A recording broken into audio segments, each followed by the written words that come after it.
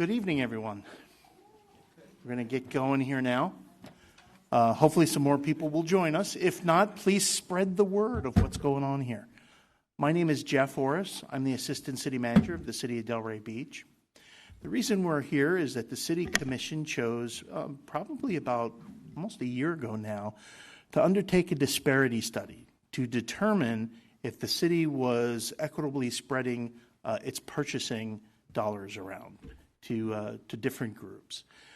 Thus far, one of the reasons you haven't heard a lot about this thus far, disparity study is very much an academic study, but we are here tonight to try to get direct input. So our consultants are here via Zoom and do have a representative in the room, but we'll turn it over to them to get like I said, a little bit of input from each of you shortly. Again, disparity study is designed to figure out if there's some way we can level the playing field if that disparity exists. We have some initial indicators that there are disparities, so we're going to look at that. The consultants will make some recommendations when they present to the commission. I expect that this will certainly be presented to the commission and be done before the end of summer. So please keep your eye on our website and what's going on, as well as our Instagram and the other methods that most people use to communicate, because it'll be there. As well as we did ask you for your email address on your sign-in. I will try to use that to let everybody know next steps so that you're aware of what's going on. We're really getting into this, and we'll see what comes from the study and what recommendations come from there. I do want to make notice real quick, too. As you walked in, you may have seen there was a flyer on the table outside for a small business expo. The purpose of that is we're looking at small businesses, particularly really small businesses, those without a lot of capacity, who are not necessarily going to go after our $1 million RFPs. So what we want to do through that event is to expose people to the people who make micro purchasing decisions in the city. So hopefully each department will be represented and have people there to say, hey, listen, we buy widgets, and if it's under $5,000, we just make a phone call, and if somebody has a reasonable price, we hire them.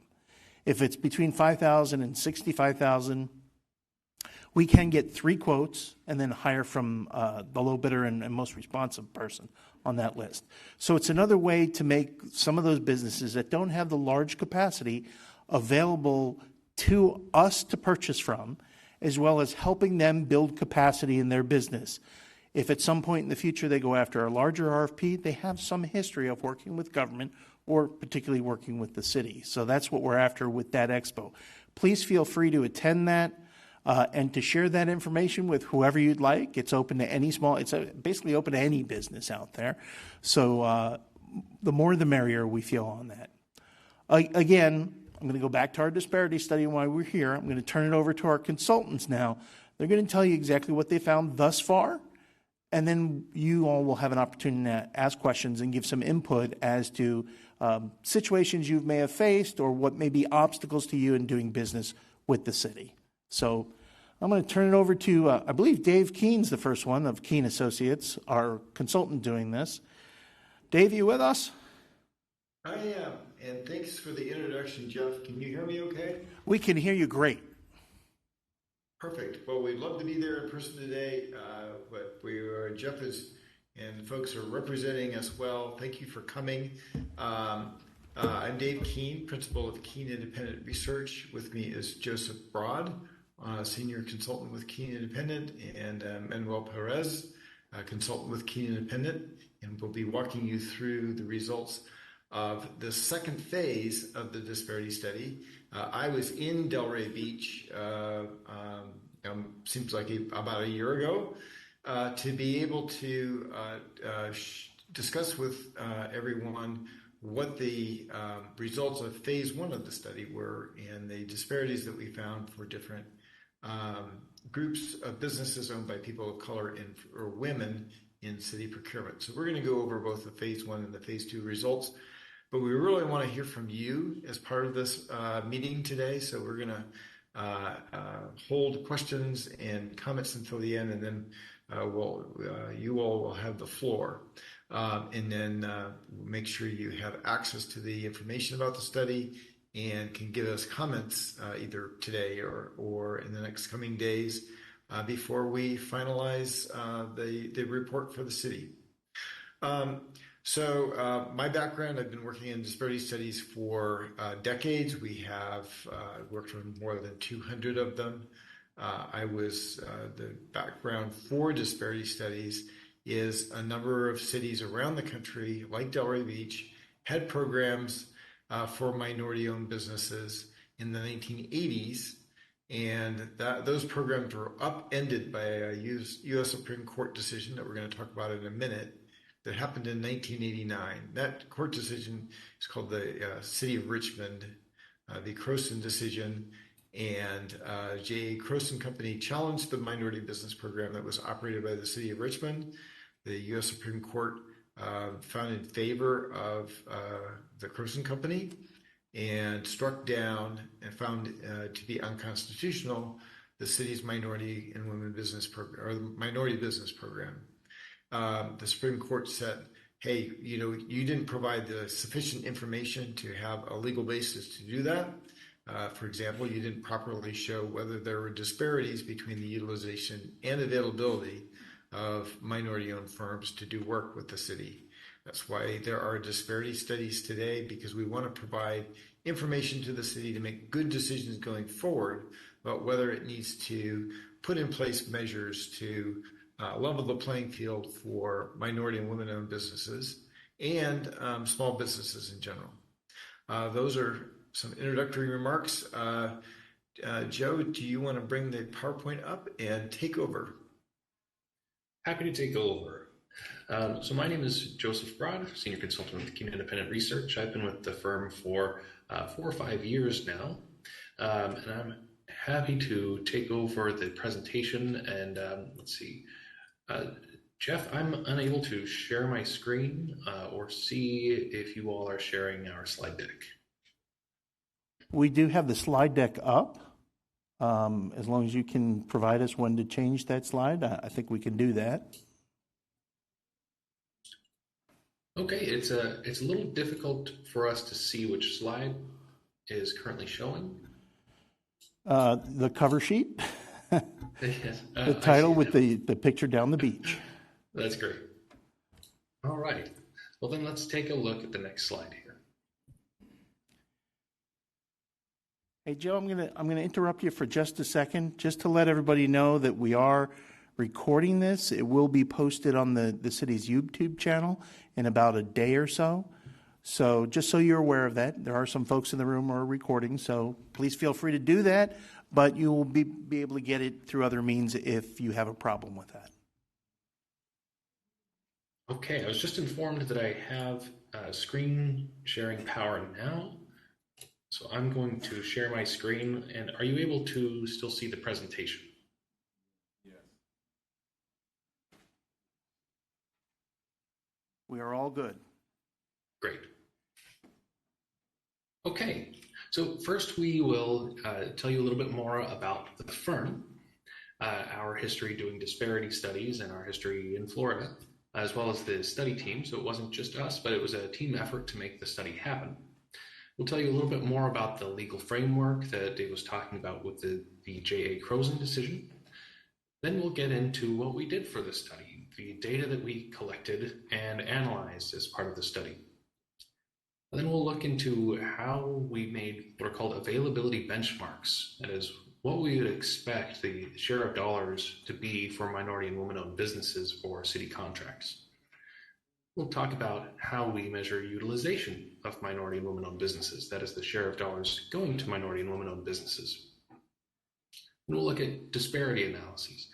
That is the comparison of the availability to utilization. And we'll talk a little bit about businesses' marketplace experiences. So we did a big survey and asked businesses about their experiences in the local marketplace. And that was informative to our marketplace analyses, which are going to be a large part of the disparity study report, which is going to be released in the coming weeks. We also did a big case study, so we'll look a little bit at the analyses of city bid data as the participation or competition among minority and women-owned businesses and other firms for city work. Finally, we'll get to study recommendations, talk about some of the things that the city has already started doing since the end of our phase one report back in October last year. And then we'll open up the floor for any comments or questions. So we'll get started. I want to make sure that everyone can see the next slide to show the study team. Okay, if there are no objections, I'll go ahead and get into this.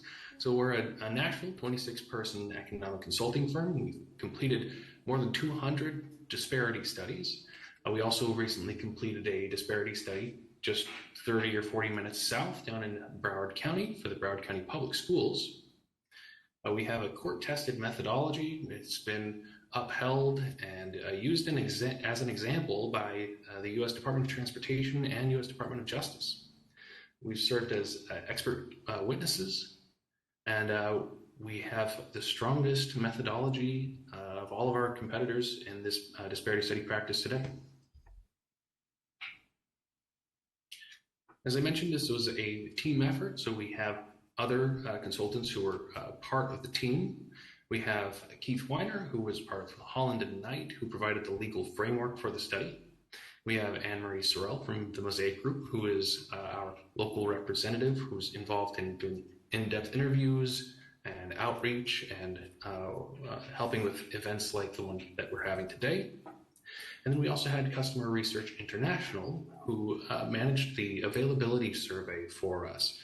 They reached out to thousands of businesses in the local market area to ask them questions about their interest in doing work with the city and the types of work that they can perform. So now I'll hand it over to Dave to tell you more about the study methodology and legal framework.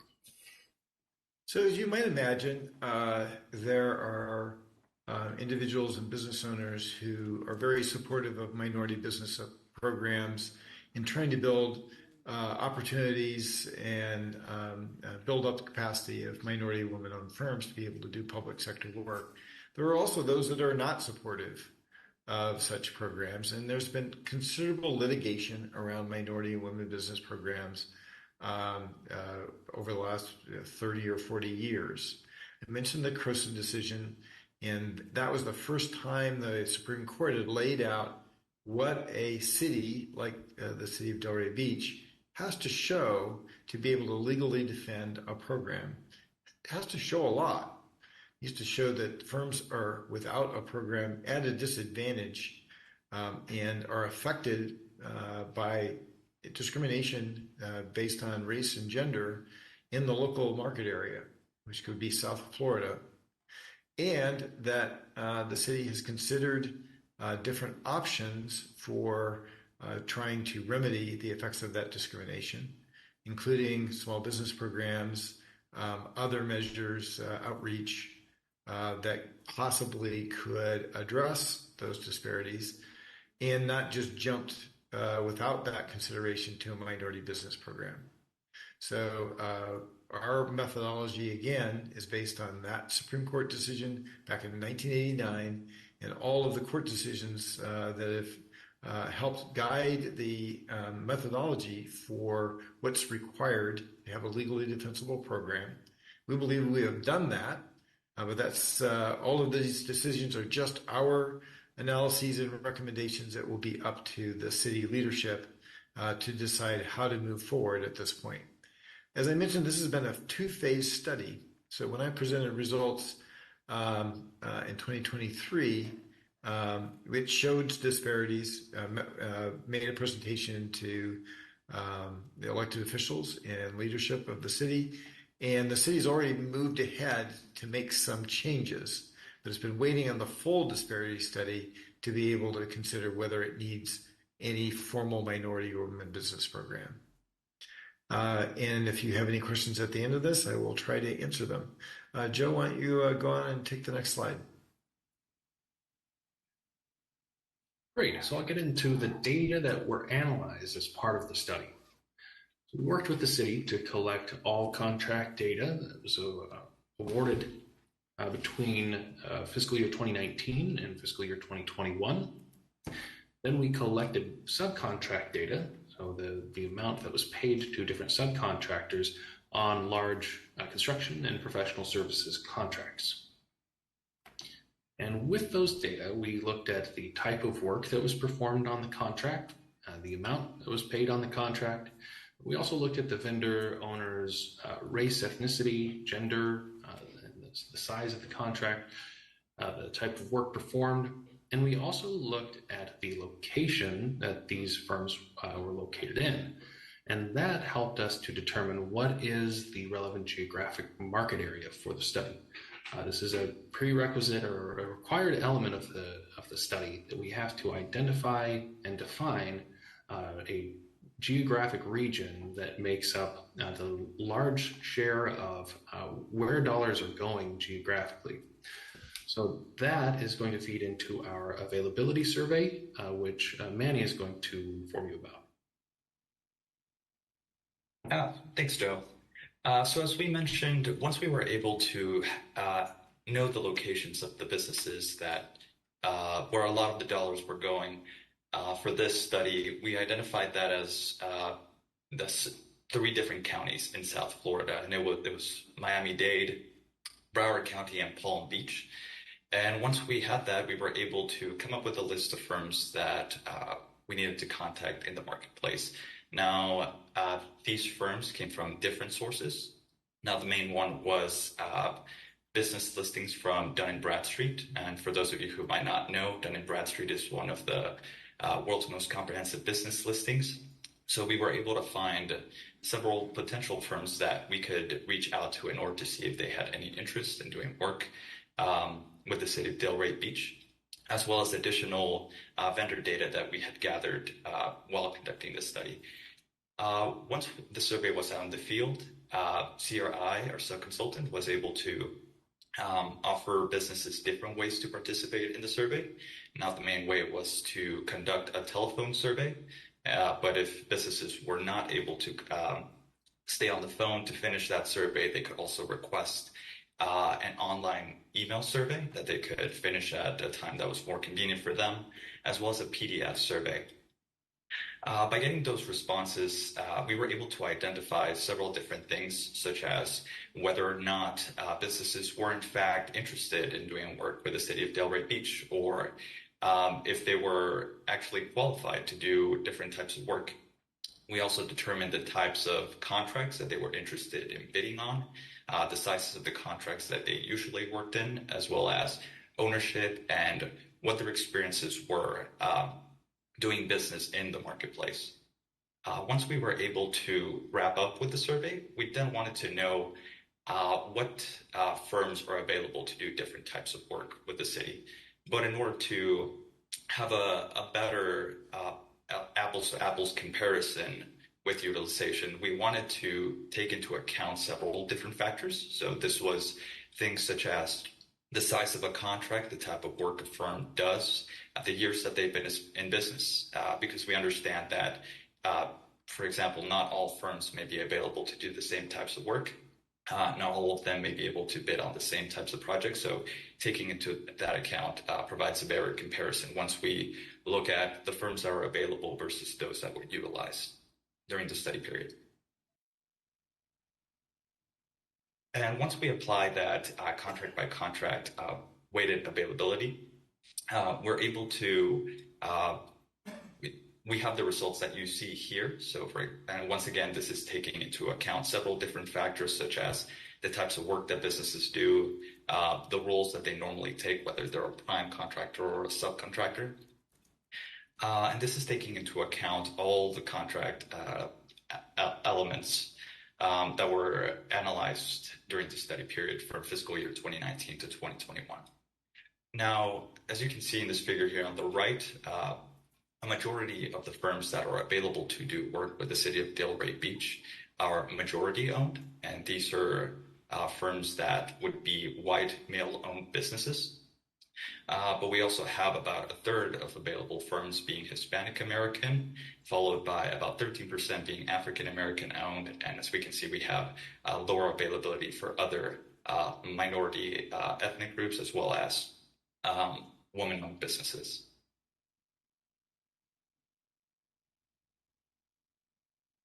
So next we can compare that weighted availability benchmark. That is the share of dollars that we might expect to go to minority women-owned businesses and other businesses after controlling for all of those factors, like the type of work they can do, like the size of work they can do. Compare that weighted availability benchmark to what did we actually observe in terms of the share of dollars going to different groups. So that's what we're seeing here, is for each business that the city did business with, we determined the owner's race, ethnicity, and gender in order to classify them into these groups: African American, Asian American, Hispanic American, Native American, white woman-owned, and majority-owned. So majority-owned is indicating white male-owned businesses, as well as other large businesses like publicly traded businesses. So we determined the ownership of these businesses from several different sources, including local certification directories, like DBE certification directories, as well as availability survey responses. So we spoke to some businesses that did business with the city already, and they indicated what their ownership was to us. Here we're comparing the utilization, that is about 10% of city dollars going to minority and women-owned firms. And in our disparity analysis, we'll compare this against that weighted availability benchmark from the previous slide.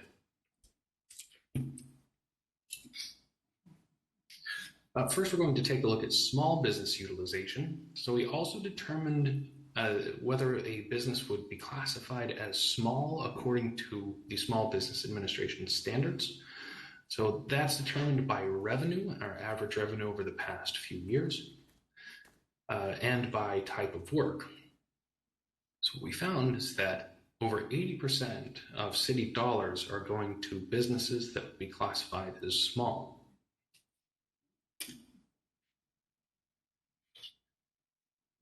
Here we're getting into our disparity results.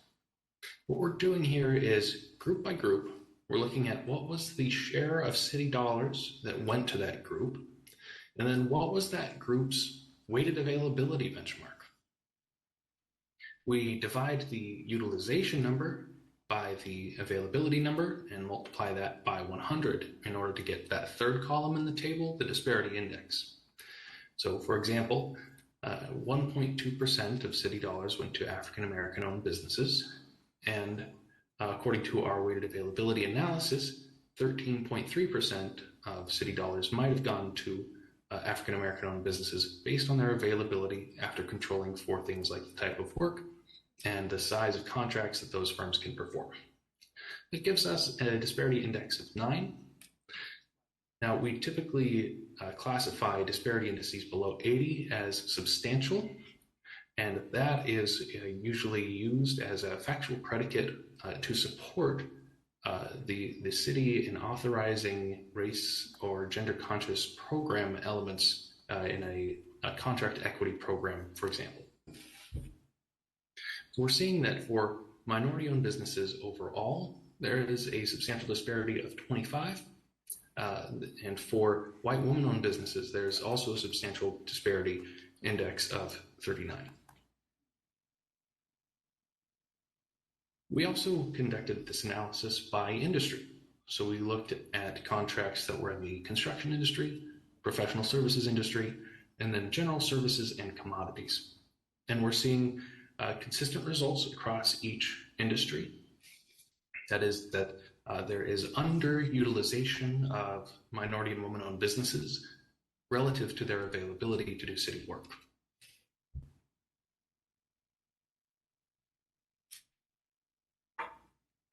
In addition to conducting the disparity analysis, we also wanted to take a look at what conditions were like in the marketplace.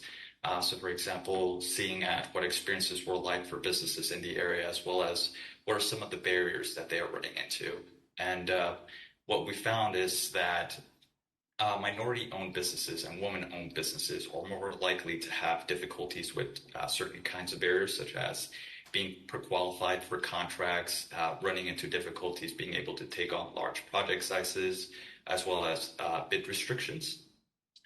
And MBEs specifically, those minority-owned businesses, are more likely to report difficulties with learning about opportunities, either with public entities, private sector, things like that.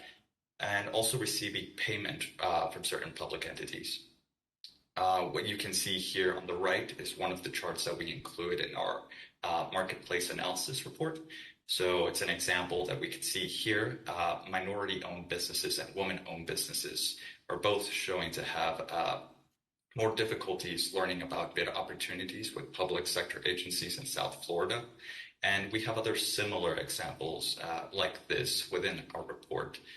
So we would recommend to those of you out there who have a chance to review the report, and that way you'll be able to see there's a lot of similar content to this in there as well.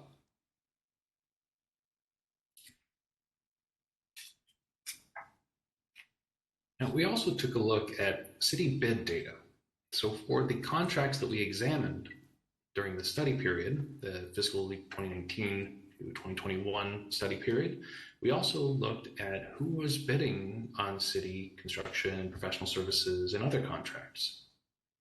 Then we compared the win rate of businesses that were competing for those contracts by group, and we also looked at the share of bids, that is the share of firms that were competing for this work, what their ownership status was, if they were minority or woman or majority-owned businesses. And that share of total bids, that's what we're looking at here. If you compare the light purple bar to the dark purple bar, we're looking at the share of total bids. That is the participation of minority and women-owned businesses in competing for city work versus the availability of minority and women-owned businesses to compete for that work based on our availability data. So what we're seeing here is that not shown in this figure is that there's about equal chance for minority and women-owned businesses to win projects when they compete, but what we're seeing is lower rates of participation among minority and women-owned businesses.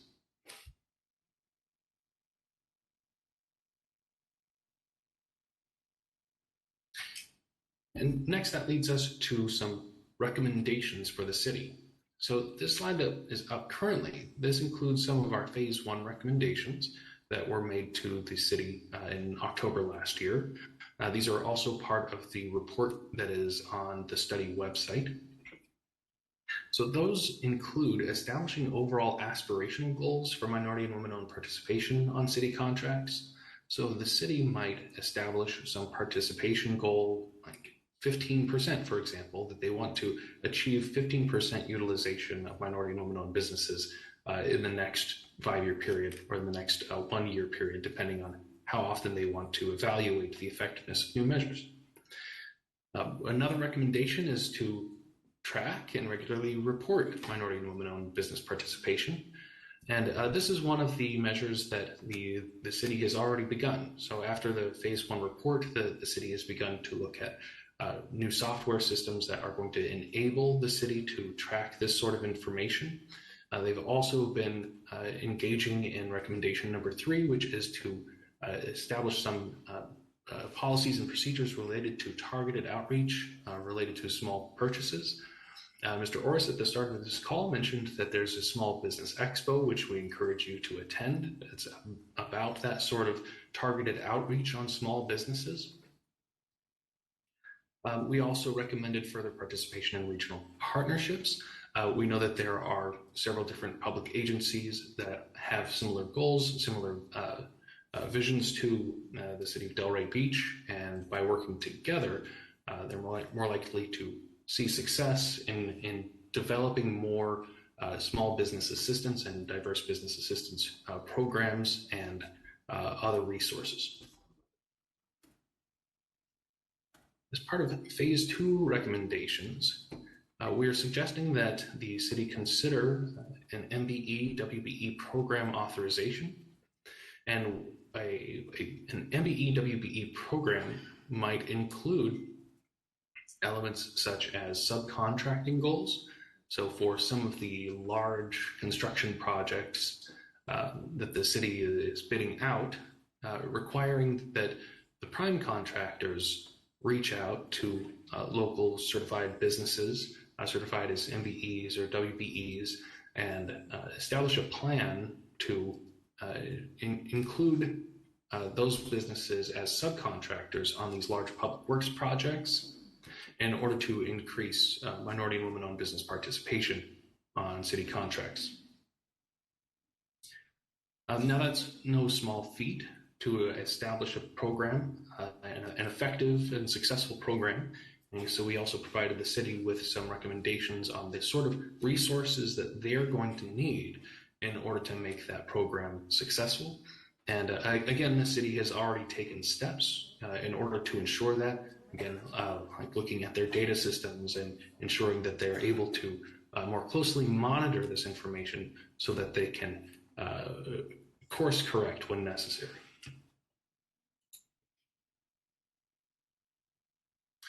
Now, that brings us to the end of our portion of the public meeting, and we'd like to turn it over to you now.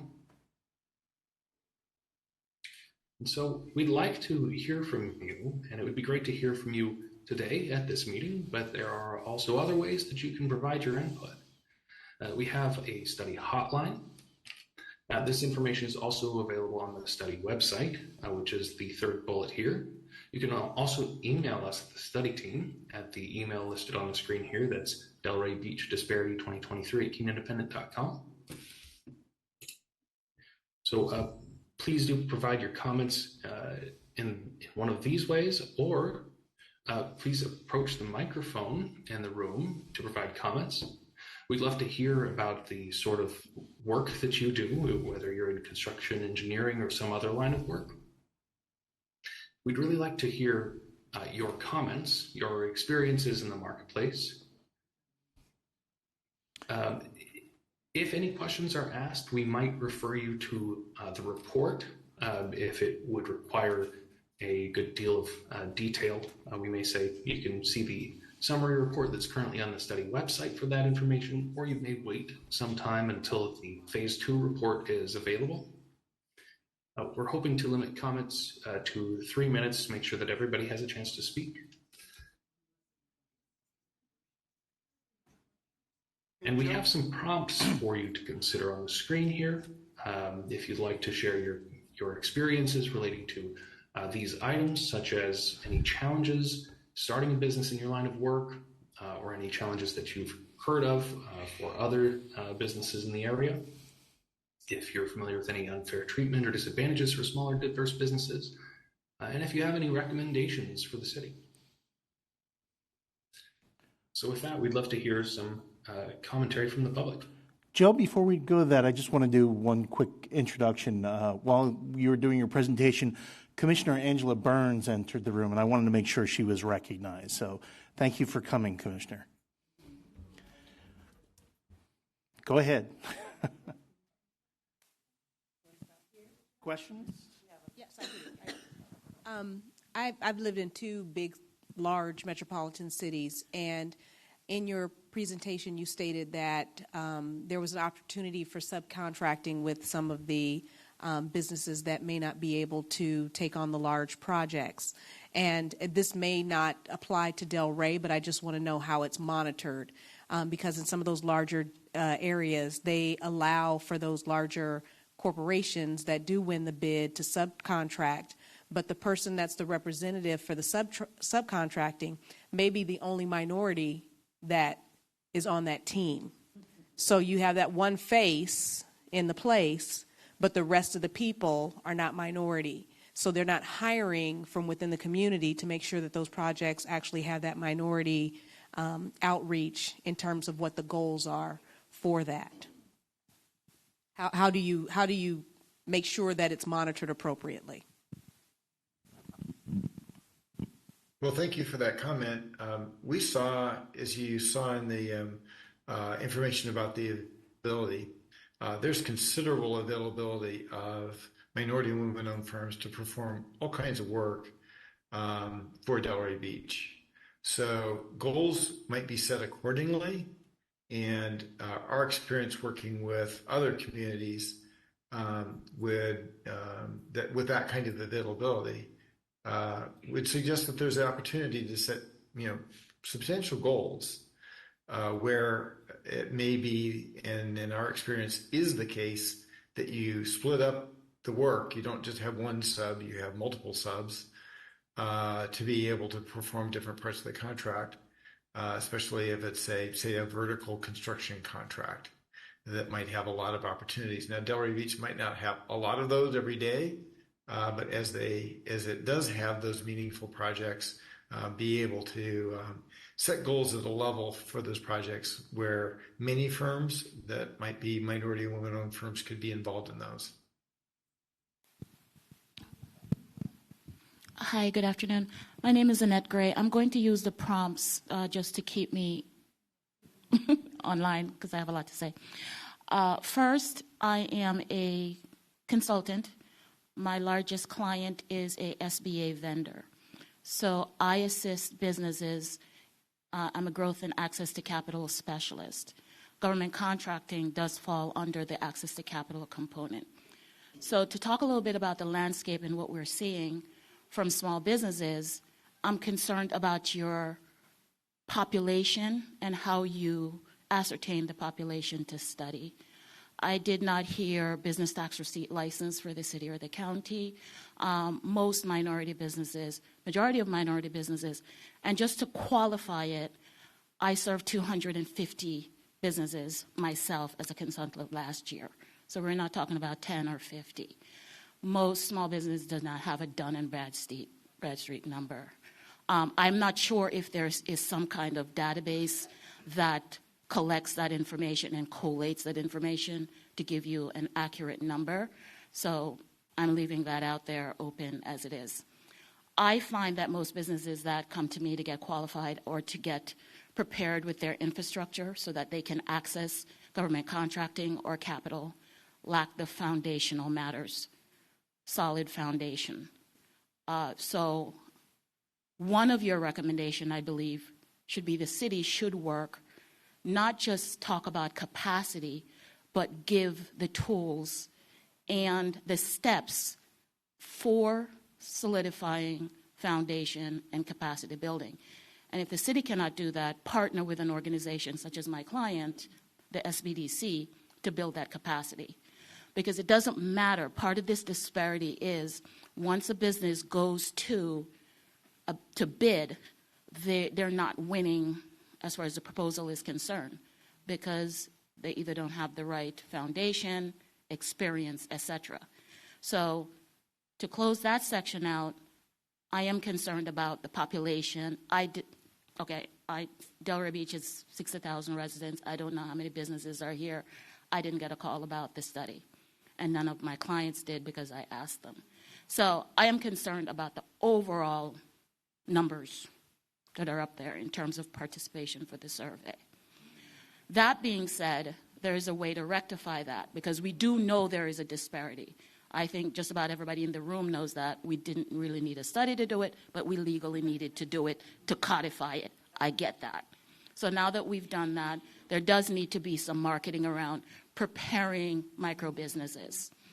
One of the impediments I get is very simple thing like you cannot use a virtual address to register to get your minority woman or certification. So you have two choices, get a commercial office or use your home address on everything. There's some issues with that. So there are a lot of technical things that I think the city can do as far as marketing and letting it be known that a business tax receipt license is needed to register, right? When COVID came around and I tried to do EDIL applications, it was alarming how many people I could not get qualified for loans because their foundation wasn't solid. So that definitely should be a recommendation. So that as a consultant.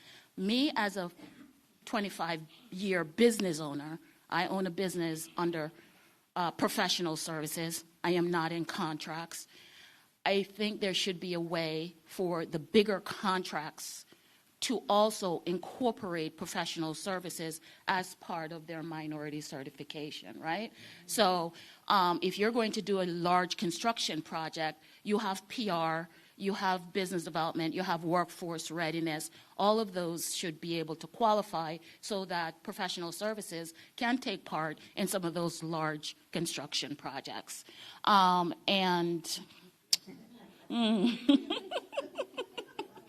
not even going to touch the unfair treatment. I'm sorry. I can't find a nice way to say that part. Here you go.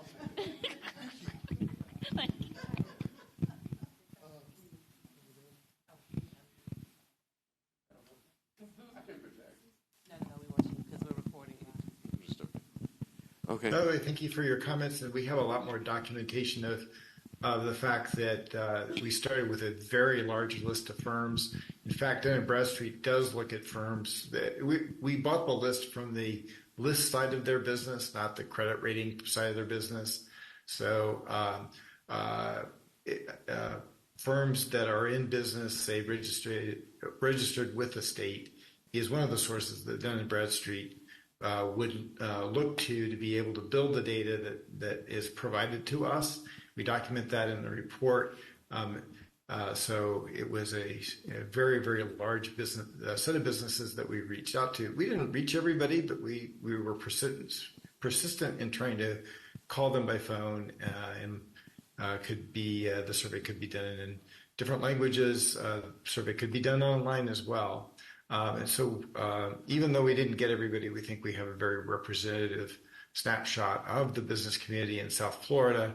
And those firms, not everybody wants to do business with the City of Delray Beach, but a substantial number of businesses do that we were able to successfully contact and talk with. We really appreciate your comments. And if you would like to, maybe not in the setting today, but to the question of is there fair treatment or unfair treatment, if you would please provide us comments through one of the resources that we showed on the screen and hopefully is available in the room, we would take a look at those and then report your information without attribution to you. But it would help the city to know what some of those disadvantages are.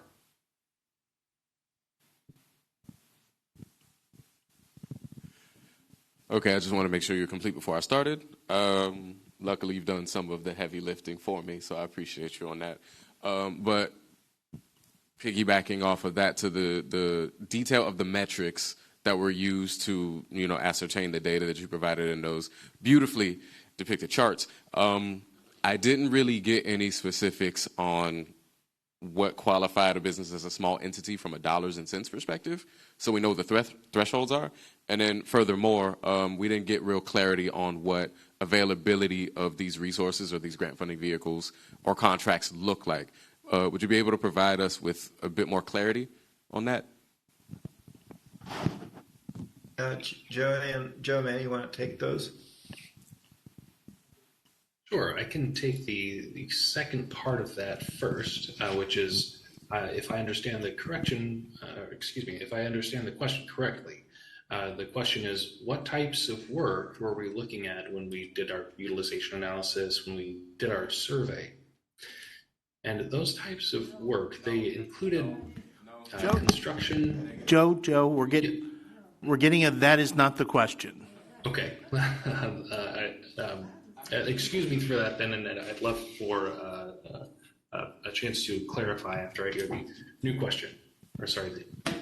Go ahead. Yeah, let's restate the question. Not a problem.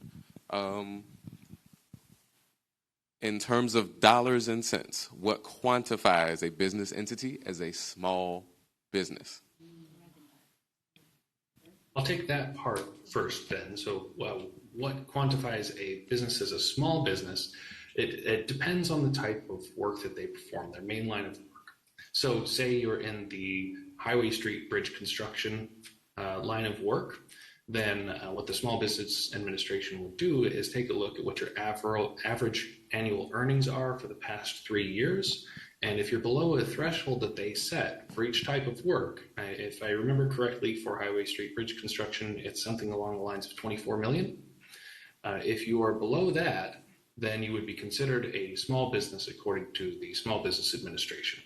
So those dollar thresholds, they vary by type of work. I believe that the actual dollar threshold varies between $8 million and $36 million. Okay, is there a baseline that may, prevent someone from being qualified as a small business if they are under that 8 million? So if you are under the 8 million, if you're under that threshold, you would be considered a small business, according to the Small Business Administration. Thank you. I just wanted to be clear. So the next one is, and I'm really big on just, plain language, availability. That was a metric that you guys accounted for. What determines the availability of a contractual opportunity? Is this based on it existing and being open for solicitation, or is this based on it being open and also like publicly shared information? I see. So in that case, I feel like there are two separate ideas that I should talk about here and define. One is when we talk about availability, that term of art, we're talking about the businesses that are available or ready and willing and interested to do work for the city. And from your language, I'm hearing you talking about contracts and their openness. So we looked at all city contracts. So that included the ones that were publicly bid, as well as the ones that were below, say, certain dollar thresholds that the city operates by a certain set of rules that if the contract is valued, expected to be over a certain amount, then they publicly bid that work. If it's below that amount, then they can negotiate, they can get quotes on that contract and award the contract that way. Okay, I'm complete. Thank you. Great.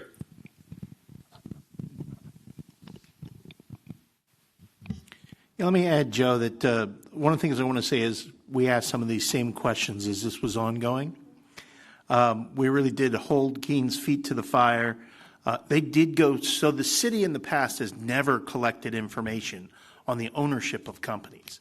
So they actually went back and recreated that information and reached out to some of our contractors to find out whether they were minority or women owned and whether they had hired anybody as a course of doing a contract during the study period that we looked at. So I can tell you I'm fairly comfortable that they did flesh all that out, even though we did not already have that information. We have started to collect that information, so in the future we can better analyze it. I'll also say, and Joe, please correct me if I'm wrong, but part of the availability was these firms they reached out to, and they found those minority and women-owned business and said, are you willing to work for the City of Delray? Is this a place that you are interested in doing business? And that was part of the availability. It wasn't just who's out there doing work, but who's out there doing work and wants to work for Delray Beach. So that was part of the mix there as well. Can I ask a question? Yes, Yeah, that's exactly right. Is there a list of the businesses provided in the I just wanted to know if there's a list of the businesses that were surveyed included in the report. Well, the report's not completed yet. No, I know that. But so, Joe, did you hear the question? Rephrase that. Will there be a list of businesses that were surveyed included in the report? Joe, did we do that in anonymity, or have you collected that and will you include that in the report? So we want to make sure that the information from these businesses who took the time to talk with us can be used by the city for outreach. We want, so we encourage the city to use that. It may or may not be appropriate for the city to further distribute that list. There is some information that we do want to remain confidential because of what people were saying about the city. They had the expectation that would be summarized in the report and not, personally attributed to them. But we will want the city to be using our list of firms that we contacted that the city may have never heard of before, to be able to reach out to those firms and encourage their participation in future bids. So was that a yes or no? Will that be available to the public? the businesses in which you all vetted? So we did not say when we called up a business, say, hey, talk to us because we're going to post your name and have it be available to the public. We did say, we are calling you because the city of Delray Beach is interested in learning more about who's available to work on its different types of contracts, either as a prime or as a sub. That's a no. And for that reason, we want to make sure that certain information about that list is given to the city. We did have a question about, hey, these firms, I don't know of any of these firms that were contacted. We would be interested in receiving a list that we could cross-reference against the firms that we had on our initial list. Sometimes we called them and we simply couldn't reach them. And sometimes they are in very specialized business fields that might not have been a focus of our survey. But in most cases, we would have, there's tens of thousands of firms in South Florida that we did try to reach, and we would be able to answer any questions about, hey, how comprehensive was the survey? Did you try to reach my firm or this other firm or this list of hundreds of firms that you might have? That's interesting to us as well because it lets us know whether our methods really that are designed to be very inclusive are being effective. So the decision on what gets to release to the public is the city's decision, but we would encourage the city to, at a minimum, be using the list that we give the city to be able to do outreach. So Dave, just as a quick note, if you include it in the report, then it's public record and we have to disseminate it if someone requests it. Yes, okay. That was another part. And bouncing off of what the gentleman had asked, we now know, we knew before this that there was a huge disparity in Delray Beach. We also knew that we were behind the 8 ball with regards to acknowledging and recognizing it. We have several projects up and coming in 2024, 2025. How aggressive do we plan on being to ensure women or minority-owned business are included in that? Local, because he said several times South Florida, and we're really concerned about the local area. We're really concerned about South Palm Beach County and moreover Delray Beach. I know Broward and Dade, I've done thousands of them as far as writing up the minority certification for businesses so that they can be prepared, as she said, setting the foundation for them. And I would say 90 to 95% of their contracts require a minimum of a 10% minority inclusion on all of their contracts. And that's Broward and Dade. And Palm Beach County has allowed Delray Beach and other cities, we're not the only one, but we are a very huge one, to fall behind and not have any accountability regarding that. So how aggressive do we plan on being to ensure these upcoming projects? That's going to be up to the city commission, what they put in place. Remember, we can't put any limits in place until we have this study done. The study is what gives us the legal ability to move forward and put in any program in place.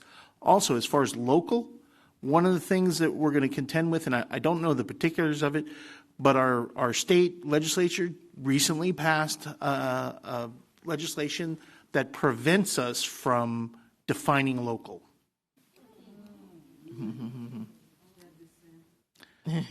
So certainly we will do our best to make sure that local firms are aware of what we have.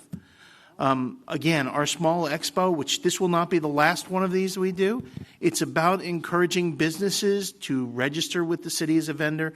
Whenever we make purchasing decisions, we go to our registered vendor list first. So we will certainly encourage people to continue to register, and we'll work it from there and do the best that we can.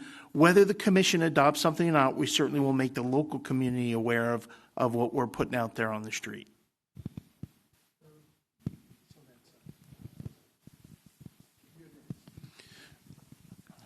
Okay, I think you just answered my first question as far as the definition of the local inclusion. So the study looked at I saw the graphic, you looked at the Miami-Dade metropolitan area, the Tri-County area for the utilization. My question is in regards to the effectiveness of the program. For example, the city adopts an ordinance for the 15%. What have you seen from other jurisdictions on the effectiveness side of the program towards meeting those goals from a management perspective? What do you see that works best in other jurisdictions from actually achieving those goals? Management tools, operations, just how they're set up to be able to be successful, or some of the best practices towards that. I can take that question briefly, and I'd be interested in your recommendations or others in the room or what they may have to say about this. Several factors. You will want to set goals on a contract-by-contract basis, not set a flat percentage. And the reason for that is flat percentages tend to be ceilings because you threw out the example of 15%. We had a recent client in a large city in the Midwest where they had I think they had a goal of around 20%. But they had considerable projects where they could achieve more than that, and they wouldn't go above it because they had this flat number. So we recommend contract by contract goal setting. There may be some contracts that simply don't have a lot of subcontracting opportunities, and you may want to set a lower goal. There are other contracts, especially those that say are vertical construction, that have considerable subcontracting opportunities. And if you have availability for those opportunities, you could set a higher goal. So that's also a requirement of the court decisions, to have flexibility in how you set goals so you're really setting something that can be achievable. Second part of this is you need to have two ways of being able to comply with the program. When you have a goal and a contract, you either need to meet the goal with a certified firm and have that be solid, or show good faith efforts to do so, and then monitor that throughout the project. So it isn't just a paper exercise that these are firms that were listed at time of bid, and then you maybe not even know that and may not even get any work. And then being able to be flexible with the program to be able to adjust it if it's not achieving, if you're not getting the results that you need, be able to ask why. Is there an insufficient outreach to develop interest of potential subcontractors in these projects?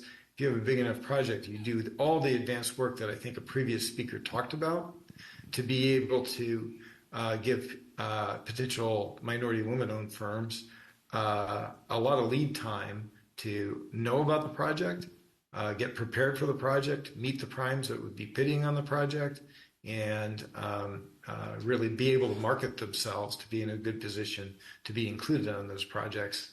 What you don't want to do is, have a major project and have very little communication about it, very little lead time for diverse subcontractors to even know about it. The best practice is to have that lead time and be working with all those potential subcontractors in advance so that they are prepared to be able to bid on and participate in those contracts as subcontractors. I hope that answered your question. And again, we would be very interested in comments from others in the room that have experience and would be able to advise the city from their perspective of what works best and what does not. We see programs in South Florida, again, that we have a lot of experience, or you can see a lot of examples in South Florida where this may be working well, where this might not be working as well. And so there's plenty of examples for the city to learn from. So my name is Chuck Ridley. I'm in the business of fighting for black people. My question, thank you. My question, and I want to make a request that it's a yes or no, and I need you to work a little harder on the yes or no part.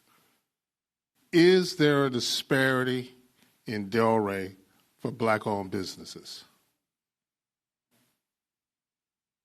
There is a disparity in City of Delray Beach contracting for black-owned businesses.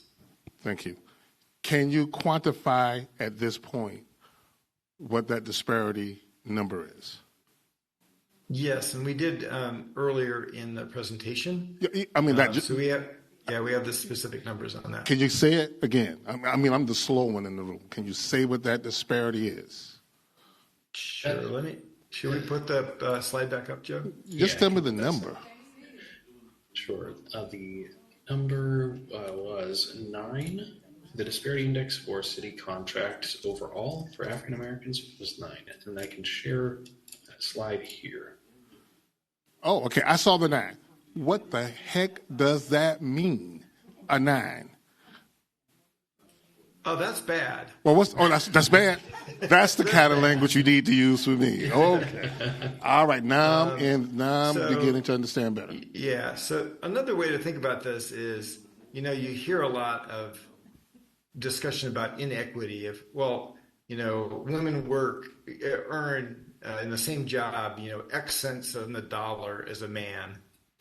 The way to think about a 9 is African-American-owned firms in the market area are getting 9 cents out of every dollar of City of Delray Beach contracting that we would expect based on the availability results. Now, I understood that. Last part of my question. Will there be a period where you would have to use race and gender neutral policies before you move to race and gender specific policies? So I am not an attorney. The city has attorneys. Let me give you my understanding from the case law that in some of the cases where I've been involved in, where we've successfully defended programs. Those courts have required consideration of neutral remedies, but they did not require that any of the entity that was being challenged in court do neutral solely first, and then if that neutral is shown to fail, go on to use race and gender conscious. So that is not, in my understanding, my reading of the court decisions, a requirement, but it really is up to the city and the legal advisors to the city to make that determination. We have a 300-page legal appendix of all the cases and that information is available to the public to be able to review. My reading of those 300 pages is that is a consideration of neutral remedies, which we included in the report, is a requirement. And so the city will need to consider neutral. It may be a combination of neutral and race and gender conscious remedies that might be the best approach. So up to the city, its elected officials, its leadership, and its legal counsel be making those determinations.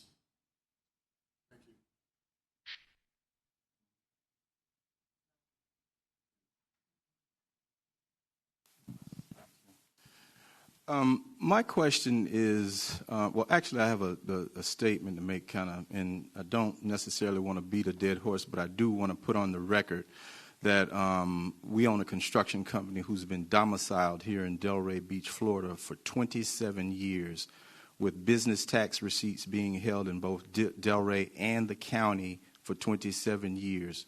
We also have a Dun & Bradstreet number as well, and we were never contacted. So I just wanted to state that for the record. Don't want to necessarily beat a dead horse. But however, when I look at the last gentleman's questions of what was just stated, and I'm looking at the slide on the screen, and you said 9 represents something that's very bad. And I think I saw on one of your other slides, and when it mentioned the recommendations, and one of the recommendations, I believe the word was used, aspirational recommendation to the city. What goes into, I guess, the thought process or into the study that sets it up, that makes something come out where you have a recommendation that's aspirational to the city? Jay, you want to talk about what we have 2 sets of goals that we've been talking about, and one would be aspirational overall, and then one would be project specific or contract specific. Mm-hmm. Yeah, so this is a good question. So to give you a little more context, some background for those phase one recommendations, when we got to the end of phase one, we presented the city with, here are some things that we think that you can do now before we get to the end of phase two, if phase two is necessary.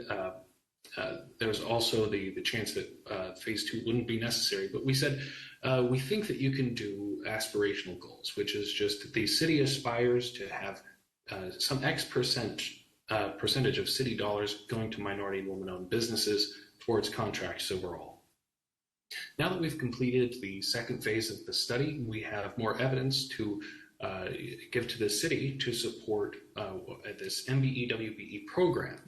And with that sort of program, what the city can do is actually say, for this very specific contract, we're going to do a little analysis of who's available to do this certain portions of this large public works project. We're renovating the marina, for example. There might be all kinds of different work that is involved in that. There may be some street paving or dredging or who knows what might be involved in that, that we think that the prime contractor could subcontract out.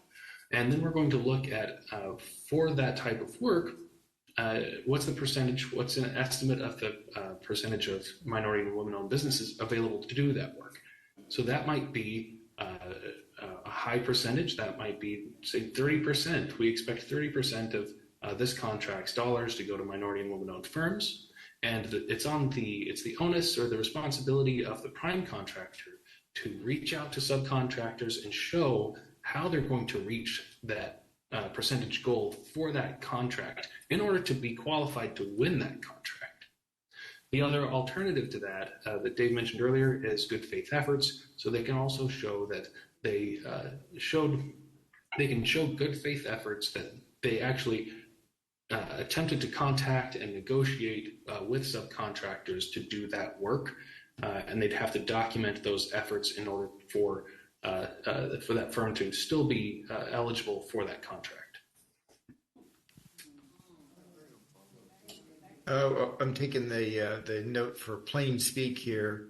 So aspirational would be overall contracts, because that's just, you're seeing a purpose. That's a goal for a year or 2 years or 3 years.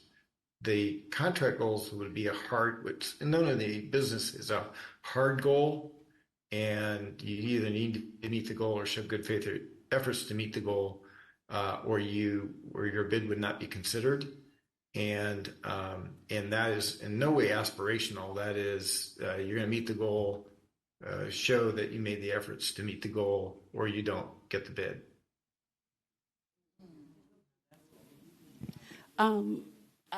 My name is Leontine Brown, and I had a question also on slide 6, and it went to similarly to Mr. Ridley's question regarding the disparity, not just with African Americans, but the overutilization of white-owned businesses by 87%. So not just the underutilization of African Americans, but the overutilization of white-owned businesses by 87%. And I wasn't exactly sure where your recommendations were to address that. Now, I'm not sure if that was what you were just addressing just a second ago, that now your recommendation was to tell them to try their best to use more Black-owned businesses. Was that just your recommendation? That was it? Or... Yeah, I just wanted to get more quick, clarity. What was your recommendation for the overutilization of white-owned businesses? Because that was what stood out to me on slide 6. Yes, you are correct in that if you're underutilizing a certain group of firms, you're overutilizing another group of firms.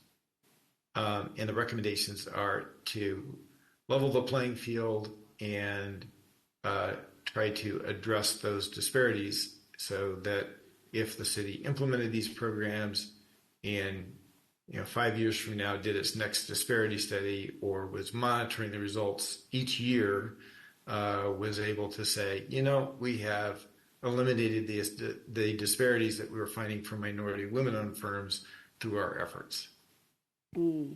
Okay, so the dollars for majority-owned firms the share of dollars for majority-owned firms would go down, and the share of dollars for minority women-owned firms would go up in order to address those disparities.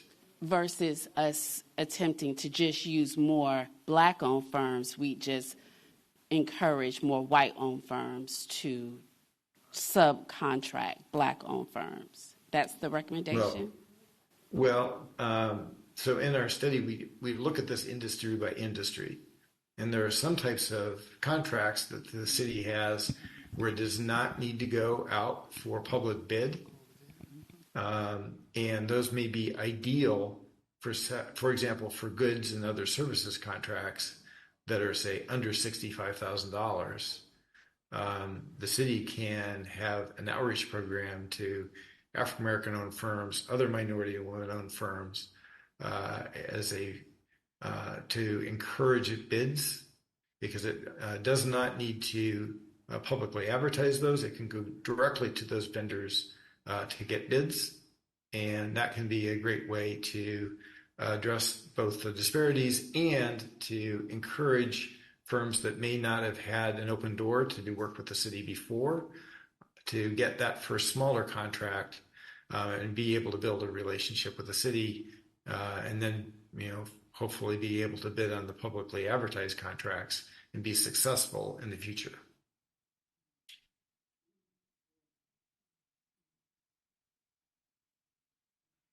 I'm sorry, I just want to know, which one of those was your recommendation?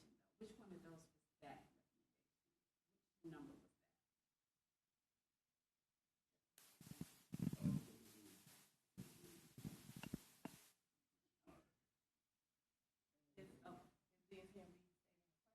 No, I just was asking which number of that he just stated that he was asking for the smaller $65,000. Which one was that on the slide? Where was that? It wasn't on. Oh, okay. It was on there. Yeah, those are the city's threshold for formal competitive solicitation. So basically, if the purchase is below $5,000, it's considered a best value acquisition. You go out, and if you consider that a best value, the department can directly acquire those goods or services. If it's from $5,000 to $65,000, we require 3 written quotes. If it exceeds $65,000, then we have to enter into what's called a formal solicitation by state statute. It's an invitation to bid, request for a proposal, request for qualifications. There's a little bit more drawn out and takes a little bit more, So therefore, what he is alluding to is that we can kind of target, if we're going out for 3 bids, we could reach out to those firms that for micro purchases, and that's what we're kind of getting to. Those would be considered our definition of micro purchases below the formal solicitation amounts. And please allow me to also introduce Hugh Dunkley. Hugh is the city's CFO. He oversees the finance department, of which the purchasing division is a part of. Hello, it's Vera Woodson again. I'm glad you said that because my first question was about the monitoring. And the reason why is because just what you spoke of. There have been contracts available that are under $5,000 that many in this room were unaware of. I happened to start a flea market in Delray for this reason, to bring some of these people that are in their homes making things, crafters, flippers, thrifters, whatever, to the table so that we can find out where they are and what they are creating. You talked about $5,000 under that $5,000 threshold. Well, one of the vendors that came to me actually owns her own bath and body line, who could probably supply the soap that's in all of the public bathrooms here in Delray Beach.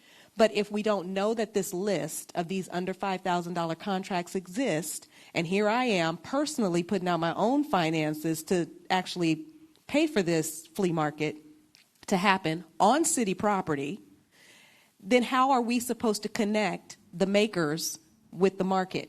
So I guess what I'm trying to figure out is the person who's in charge of procurement, which I used to do that for Nordstrom, and I took a lot of chances on a lot of people who didn't have a Dun & Bradstreet. One of the fingernail polish girls turned into a multimillionaire because I took a chance on her. And there are people that are like that all throughout the city, working out of their homes, hustling upwards, backwards, just trying to get their feet in the door. And you have these contracts. They reside here, pay taxes, and have no clue that these exist. We have got to do a better job of connecting the dots, because that is where the disparity lies, is that the information is not there. And who's to say that the person that sits in that role is not doling those out to friends and family that they have, and they're not a minority or woman? Because we also know that most of the civil rights that we fought for, the person and the people that gained the most from them were white women. So if I'm a white female-owned business and I have all white males working for me, as a front person, I qualify for those programs. But the people behind me have nothing to do with who you're actually trying to target except her. So that's why I asked in the very beginning, who's monitoring to make sure that the face that's going to get that contract is also hiring the people who should benefit from those contracts, because they're out there laid out for those people. So that's why I asked. And I just needed some clarification, and I felt like the answer, although very intelligent, did not specifically say the city is in charge of monitoring. We have monitors who will go out and make sure that the workers are minority or female, and that there is someone that is watching over this, because to this point, we didn't even know there were $5,000 contracts available. So that's why I asked the question. Thank you. If I can answer part of that, Vera, one of the things we're doing is the Small Business Expo again. This is really one of our most recent opportunities to try to let people in to know that we do these micro purchases. And again, one of the most important things any business can do if they want to do business with the city is register on the city's website as a vendor. Because when a department says, hey, you know, I need to make a $2,500 purchase, which they only need to reach out to one firm. They may reach out to several, but they only have to reach to one. And if that's a reasonable price, they can contract. But they will probably call the purchasing department and say, give me a list of people I can call.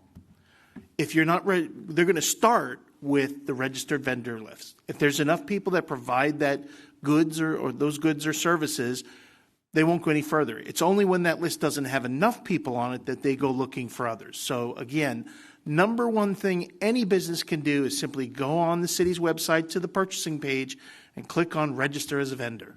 That's the start. That's ground zero for getting work with the city. And again, the other thing at that Small Business Expo is we intend to have a fairly sizable amount of representatives from each department to meet people. Because if we're doing these little things and I know you do something, well, I'm going to give you a call next time. We'll give you a shot, see what happens. That's what we're really hoping comes out of this expo, is people get to meet the people making those small purchasing decisions, and they go, oh, you do what? Okay, you know, next time I need 3 quotes, I'm going to give you a call. That's the hope. The expo is set for May 17th, 9 o'clock in the morning at Pompey Park. Commissioner, for your benefit and for anybody else's, there are flyers on the table outside with all that information. It also, there you go. I'm also going to tell you, it asks you to register for it, but if somebody just shows up, we're not going to turn them away. Thank you. Yvonne Odom, longtime resident. One thing I've learned 62 years ago, when people in the right places have the right intentions, good things will happen. For 62 years, I have watched that has not been the place in my city. Only for a short period of time when we have an election, and it only takes 3 people to change the whole dynamics of our city. So my question goes back to integrity. Because when we started this bid over there on the 6th Avenue block, there was a contractor and I don't even remember which one it is. But because we had negotiated minorities, they come in the community and then they try to pay some kid who don't know his right hand from his left hand, and they try to indoctrinate him to be the face of his minority. And those of us who've lived here a long time may know his grandma, know his granddaddy, and know that this person is being a front runner. So my point, and to the people in this, how do we modify integrity? Because I don't see how you can measure that. Because just like Vera just made the point about I didn't realize that somebody under that amount. And I know I don't miss very many city commission meetings. The other thing I wanted to point out was that aspiration, I go along with him. That's a vague term. Because I used to tell my students, and they'll say, well, much older, I'm trying. I tell you what, I'm going to sit in a chair, and I'm going to say, try to get up. And I demonstrate. My point is to get up. I don't even want them to say try. So City of Delray has a history of trying, there you go, without doing. So I appreciate the study finally, because I don't know how many years we asked for this study. But one thing you have to know about Delray, and I say it again, we're not ordinary. This may fade. I may not be here to see it, but we're going to educate enough young people. We got a few of them sitting on here that were bad little boys, but now they're grown men with their own construction company. We're not going anywhere. So the young people that did the study, I appreciate it, but like everybody said, we already knew. You didn't have to tell us. But that's what it always was. So thank you for that. I appreciate it, and I put on my comments that it was informative to me because I've learned some stuff. I always learn. But understand, doing this study means nothing if action does not take place. And I learned that as 15-year-old when I integrated Seacrest, because the adults in the room intentionally regarded my safety, because I was 7 months after Ruby Bridges.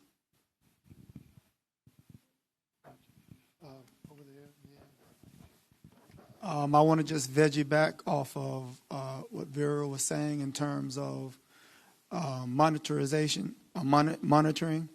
I know as a certified MBE with the county, one of the things that they do is to ensure that the white-owned businesses are 50% of the women are actually doing the work, meaning hands-on. And looking at the numbers, they're 39, plus look like maybe a part of that 25 as well. But we're only at 9. So as a recommendation, I don't know if we get a little bit more aggressive and surpass the county with the 50% to maybe 75%, making sure that they're actually the ones out there hands-on doing it to help prevent, from any white-owned business just for having their wife signed up for being a business partner.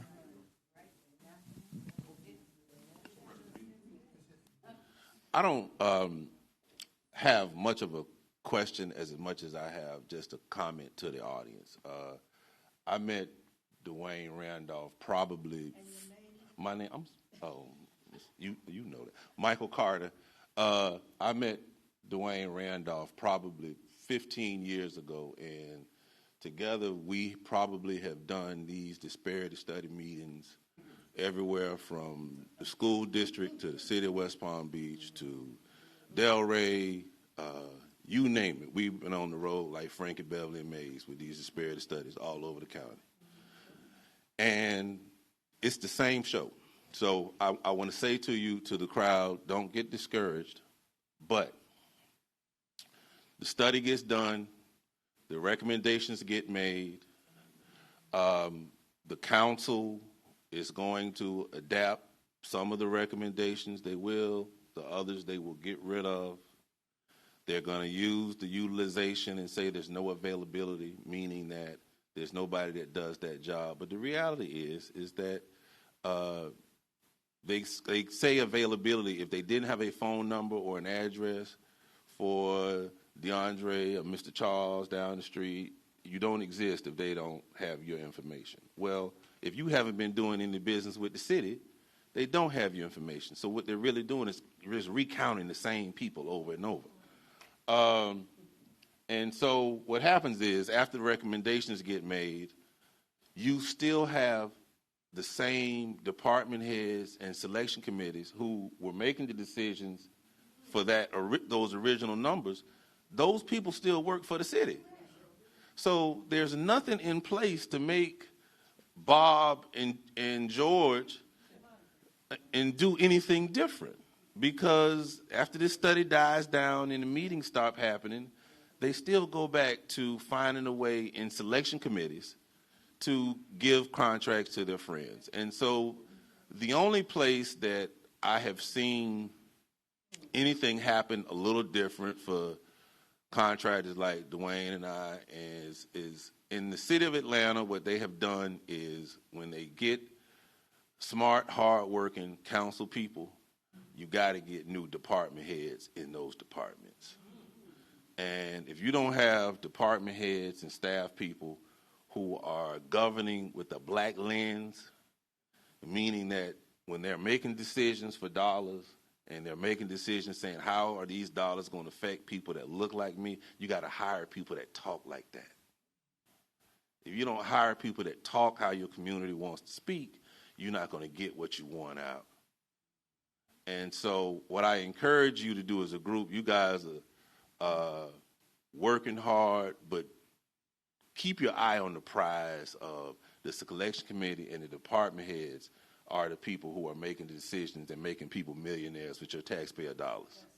That's who's doing it. It's not the city managers. Half of the time they're just approving somebody else's decision. So it took us 15 years to even learn who was making the decisions while we were spending every night going to these meetings all over the county. So this is great and all, but there needs to be another meeting that you all have to talk about city employees. There needs to be a meeting after the meeting to talk about your selection committees, city employees, because part of the recommendations need to be who's on those selection committees. Because you can't have the same people all of the time, because you're going to get the same result. And they probably going to make me leave when I do this.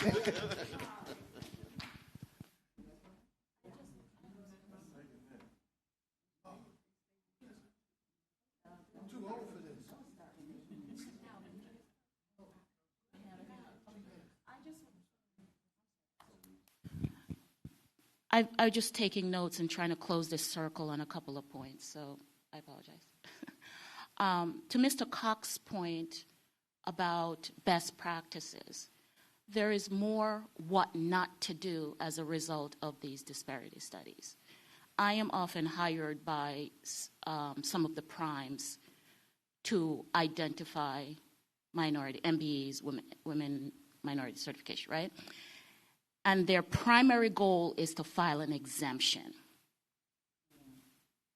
And I think someone said, we need to close that loop. So as part of the recommendation, the prime should not be able to file an exemption, right? Saying, we searched and we didn't find a phone number or we didn't find this, so we're going to file an exemption from meeting the minority certification. So we take that off the table altogether. That is not an option.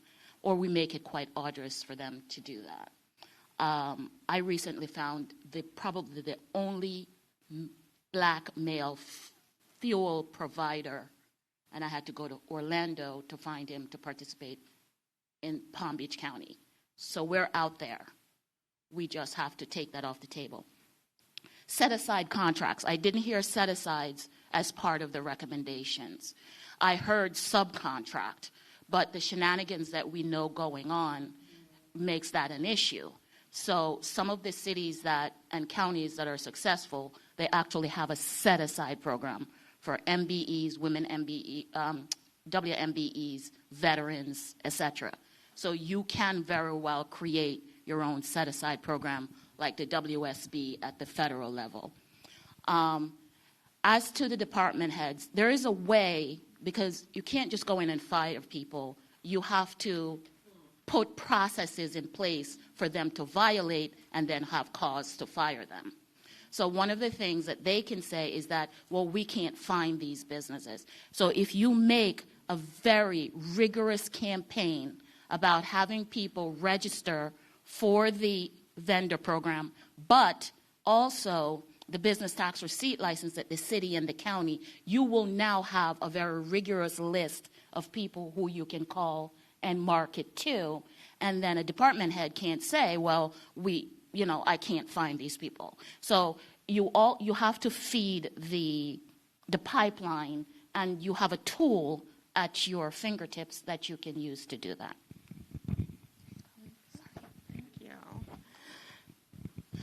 I am Wanda Delray. My business is Women's Health and Education Network of Palm Beach County, and we have been in business since 2015. So I just appreciate everything that everyone else has said. I don't want to repeat that, but I would just say, going back to some of the talking points that were there earlier, some of the disadvantages is with small businesses.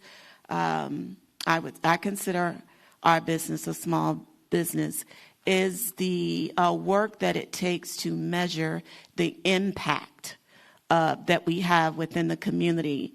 Within our organization, we do a lot of community work. We're formalizing our environmental department, where we're working with landscapers to help with debris removal in the event of heavy storms, external disasters, things of that point.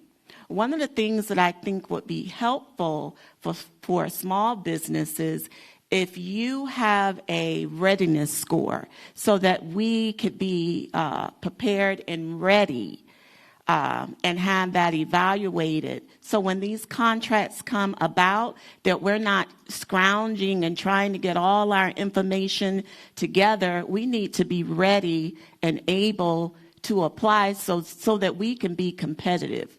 Right now, we can grab some of those micro contracts, but we just don't want to stay there.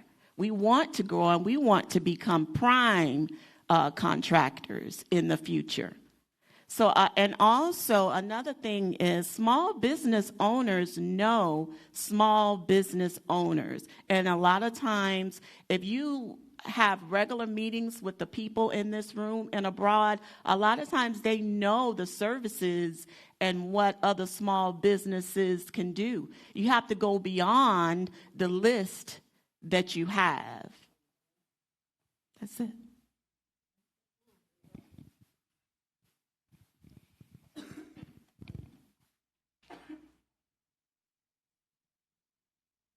Any other questions? I have one. I know this is part 2. So when does the study conclude? Have you gathered all of your data? No, this is part 2. My question is, when will the part 2 of this study conclude? Have you gathered all? I mean, I know hopefully some of the suggestions that were given tonight will be taken into consideration and included in the study, but when does it conclude? If I could add first, Commissioner, they've come up with a lot of the numbers. We're in the final stretch. Part of it was getting public input here.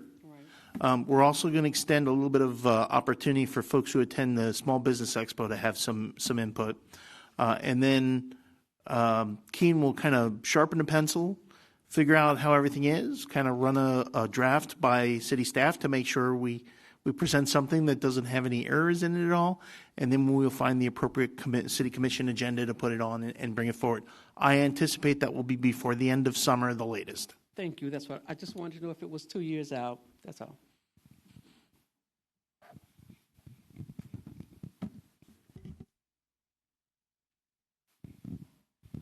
Yvonne again, just to point out something when they mention about these how you get people to select committees. I happened to be on one some years ago.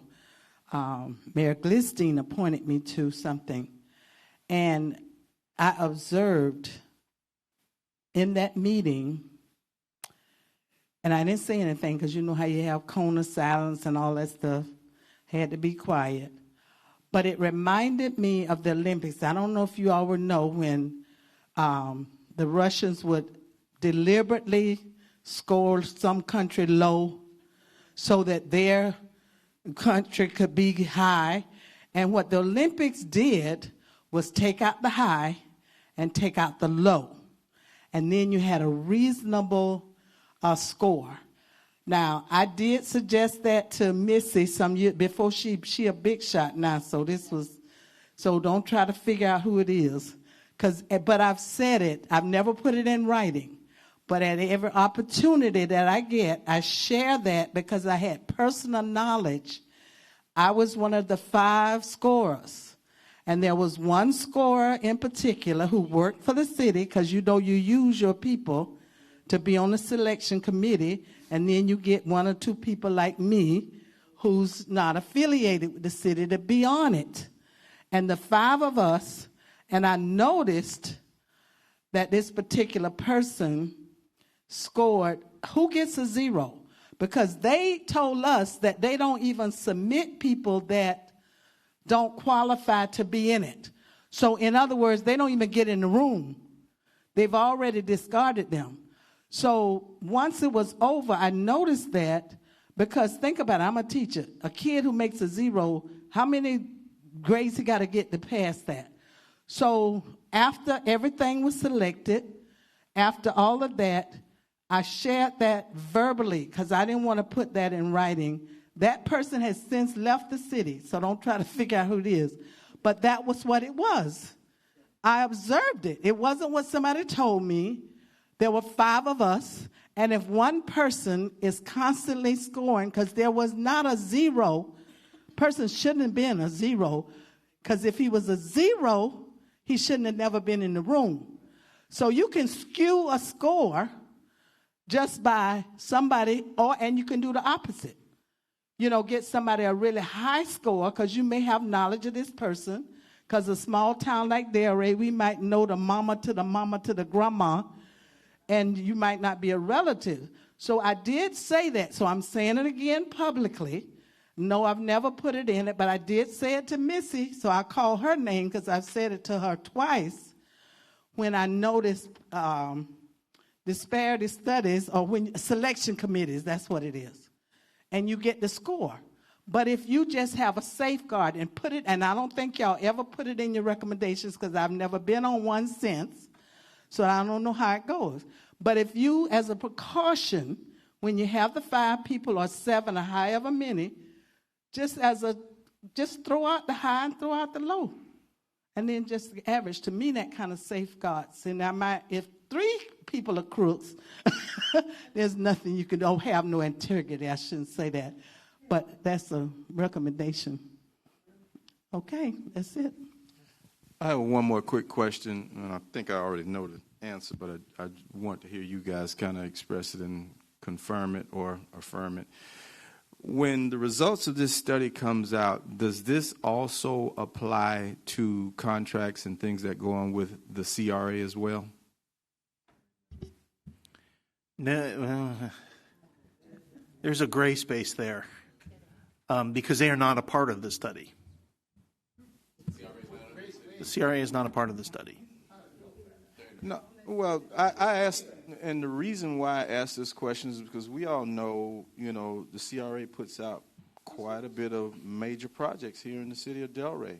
So, what precludes them from moving these projects from the city through the CRA and avoiding the whole process? I would agree 100% with you, which is why I asked the question.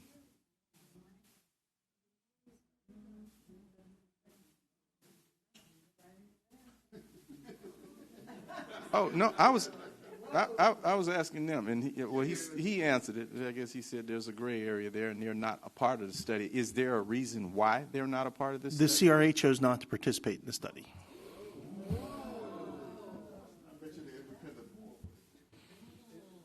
And our CRA board is whom?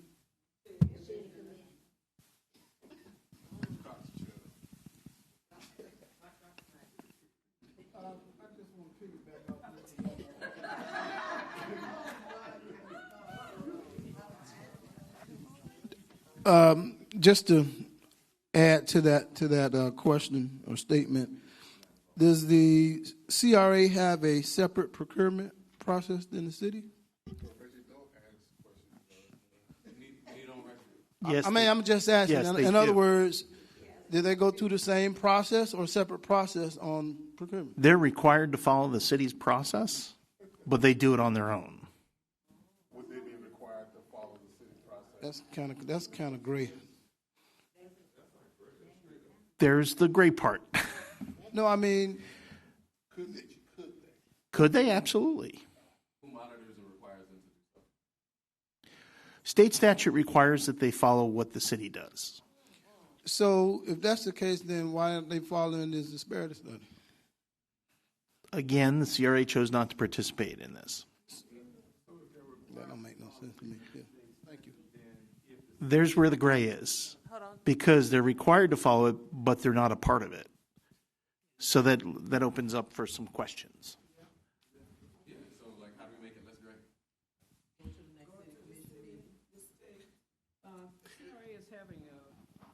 If you all can speak in a microphone, because we're being recorded, so please ask questions or comment in the microphone, so that way anyone that watches this at home or later can hear you.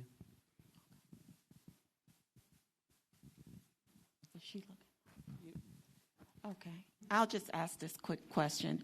I don't know the full extent of the study, but one of the things that did catch my eye was the qualitative portion of it, which I want to know is that the survey questions, and then the next thing is the quantitative.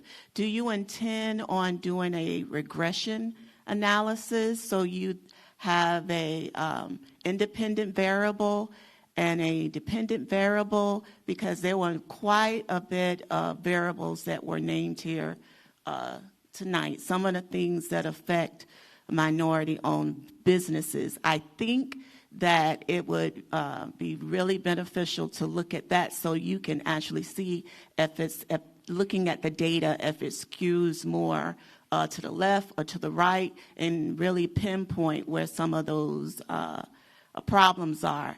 And then you will also have a better margin of error as well.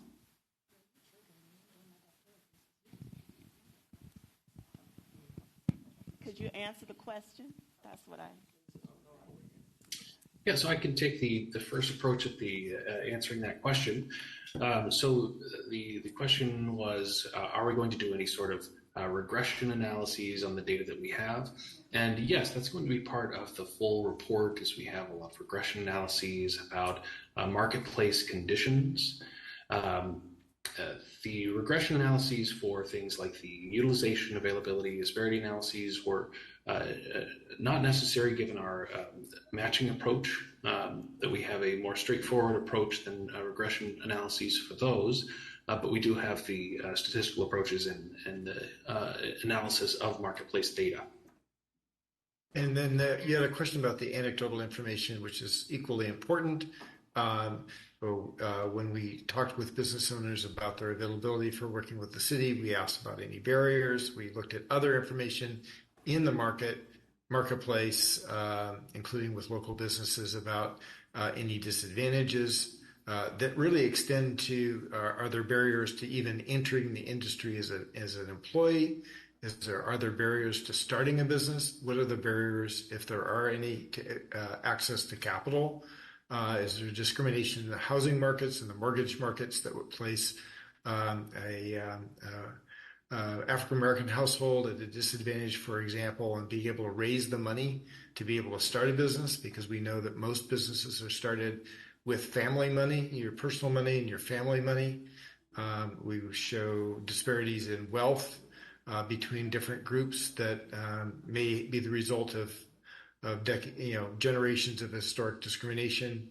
And we've asked people about all of these different factors, and we will look at the information that we are receiving today and will receive at the Business Expo as important components of that. We encourage you, please, if you have more to tell us that you haven't had time to share in this meeting today, to use, go to the study website. There's plenty of information. Give us a call, give us an email.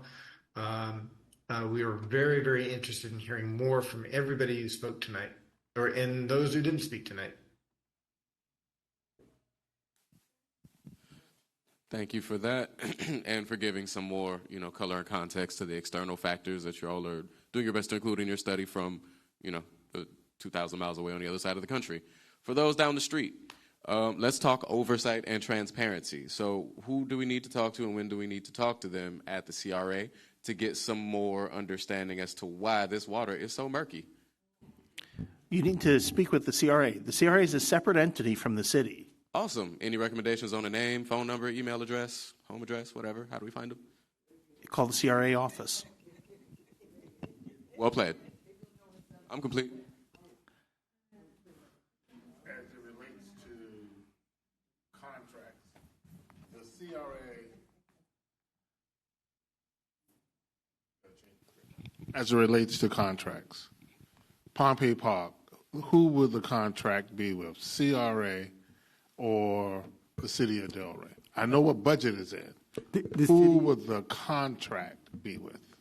Yeah, the city has issued requests for qualifications.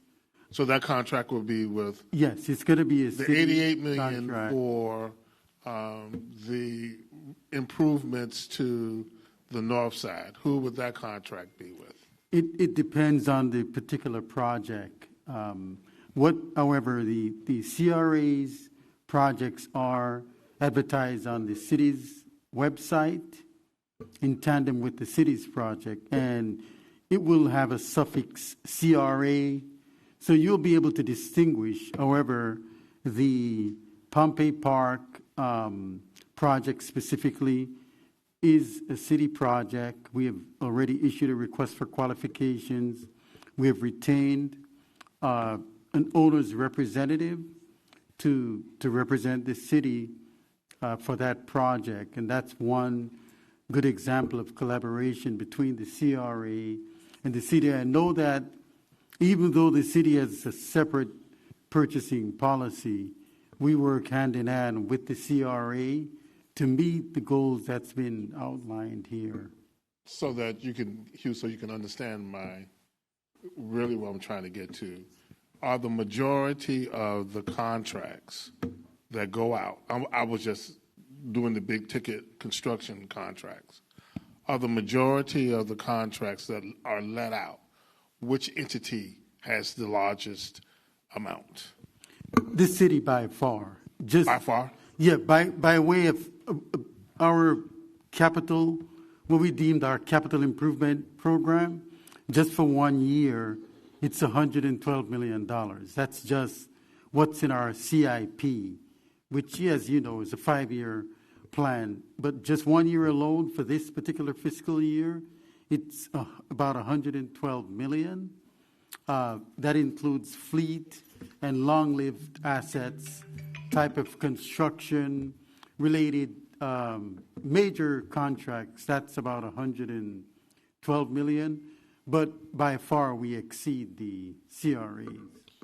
To the consultants, how expensive would it be? Not how. Would it be expensive, and how long would it take if you included at this point, or is it too late to include a study that included CRA contracts?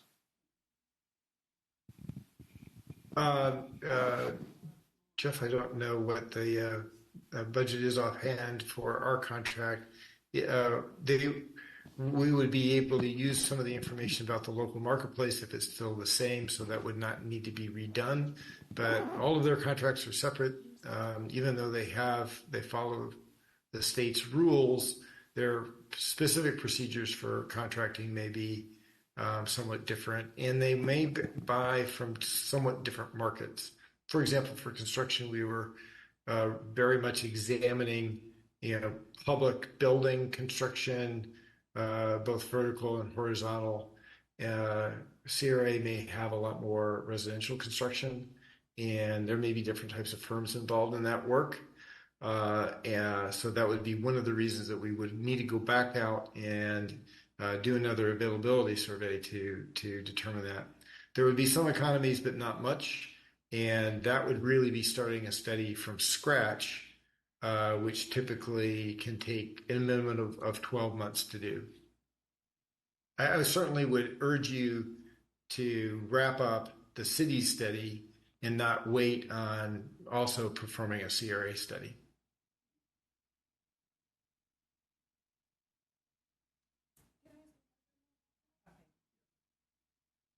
Okay, one quick thing. Those of you who are still here with comment cards, please record your comments on the card, just so we can have it officially in the record for any comments that you want to leave. Hello again. Regarding the CRA, if they are receiving any funding from the constituents of the city, aren't they required then to publicly provide that information to the citizens who those tax funds come from? And shouldn't it already be we could have a direct request, because doesn't that have to be turned in on an annual basis for their own audits? So we could request their audit to see. It wouldn't show us if those were minority companies that they were using, but it would at least list the companies so that if we wanted to do our own investigation, we would be privy to that.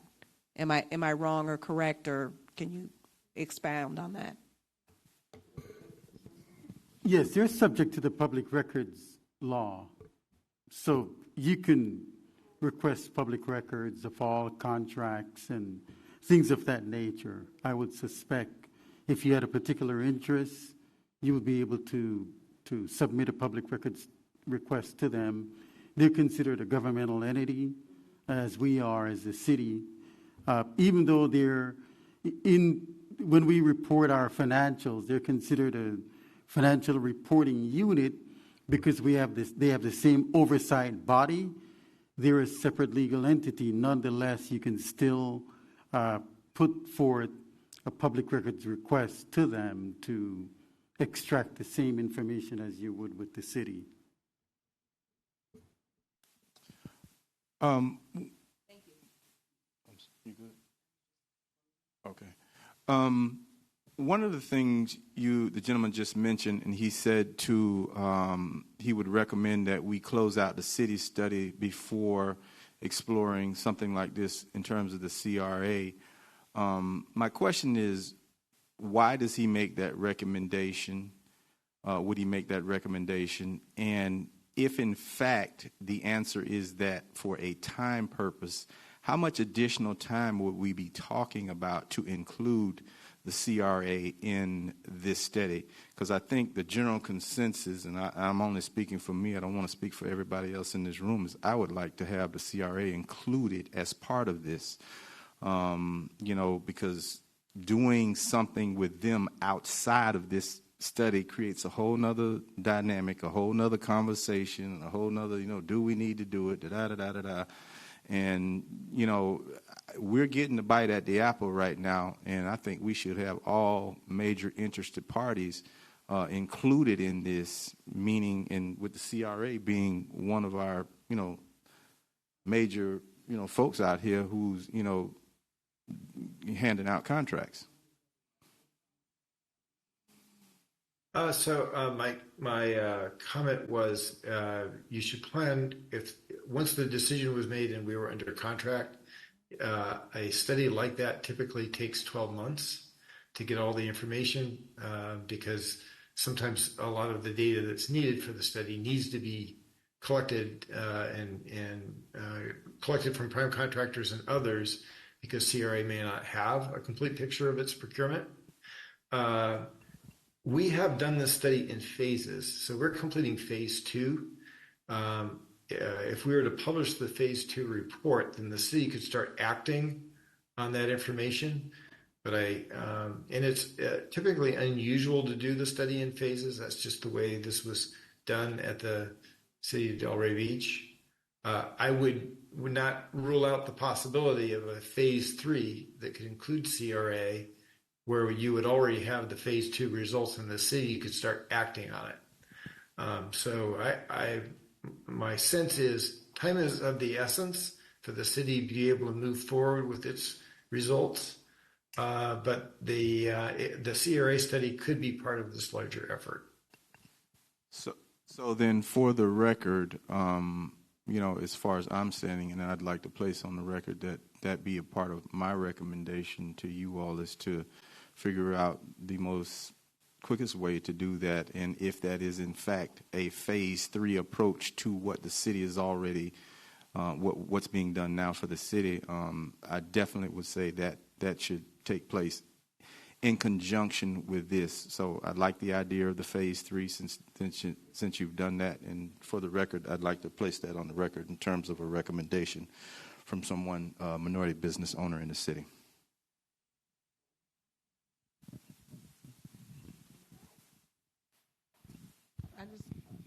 I just want to comment, Reg isn't here, but when he was on the CRA, his comment was simply, the CRA simply writes the check because the city is the one that's got to do all the work and everything anyway. So the CRA write the check. Now, I don't know, I could be wrong. That was from, and I'm sorry to quote him, and he's not here, he had to leave. But at the time he was chair, and that was his analogy how he do it, because everything the CRA does, the city commission got to approve it or not approve it.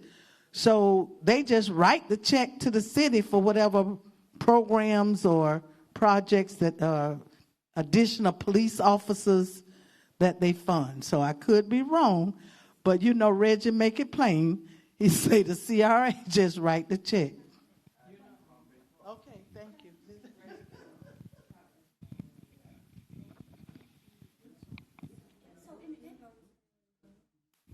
In the interest of time, there is a tool in place that could allow the city to incorporate the CRA. There are plenty of interlocal agreements between the city and the CRA for any number of scenarios and situation, right? And so phase 3 could be an interlocal agreement between the city and the CRA. It's done all the time. And, if it's an issue of finances, then, that can be... I'm not saying that because I didn't appreciate that when I was on the CRA board. But that tool can be used to resolve this situation. And I do agree with Dwayne that the CRA probably does 1 in 5 more projects that are minority-owned business applicable than the city does. So they do need to be incorporated, and an interlocal agreement can be done because Statute 163 allows the city to require the CRA to participate, and it can be done legally.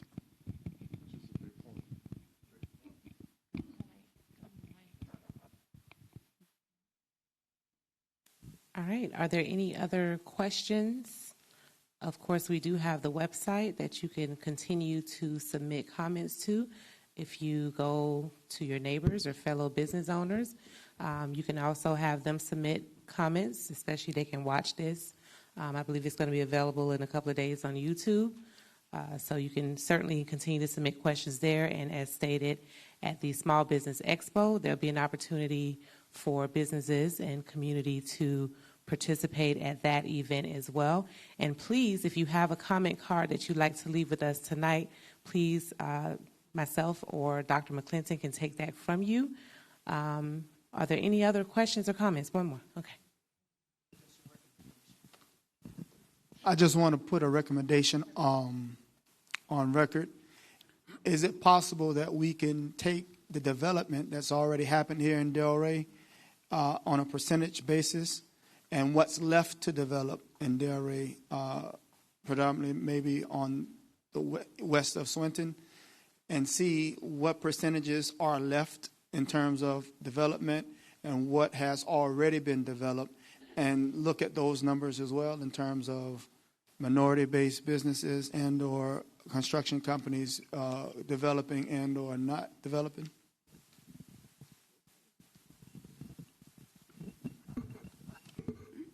I guess I'm trying to decipher. Are you speaking of the amount of developable land, or I'm not sure exactly what I'm saying that all of the development in Delray that's already taken place, what percentage of that has been built and or developed by white-owned businesses versus minority? And then what's left to be developed in Delray? Because, I mean, land isn't having any babies, right? So whatever is left in Delray, which isn't too much left, the percentages of that's left in Delray. I can't speak for the consultant, but I guess that would be a factor of the marketplace. It would be somewhat difficult for the city, so to speak, to control the free market variables. And so, even though I understand what the intent of your question is, it would be somewhat difficult for us because that's a factor of the free market forces, and it would be somewhat difficult for a governmental agency to inject itself into, say, a private business transaction between a landowner and a prospective developer. So the intent would be ideal, but the regulation of it would be, I suspect, difficult because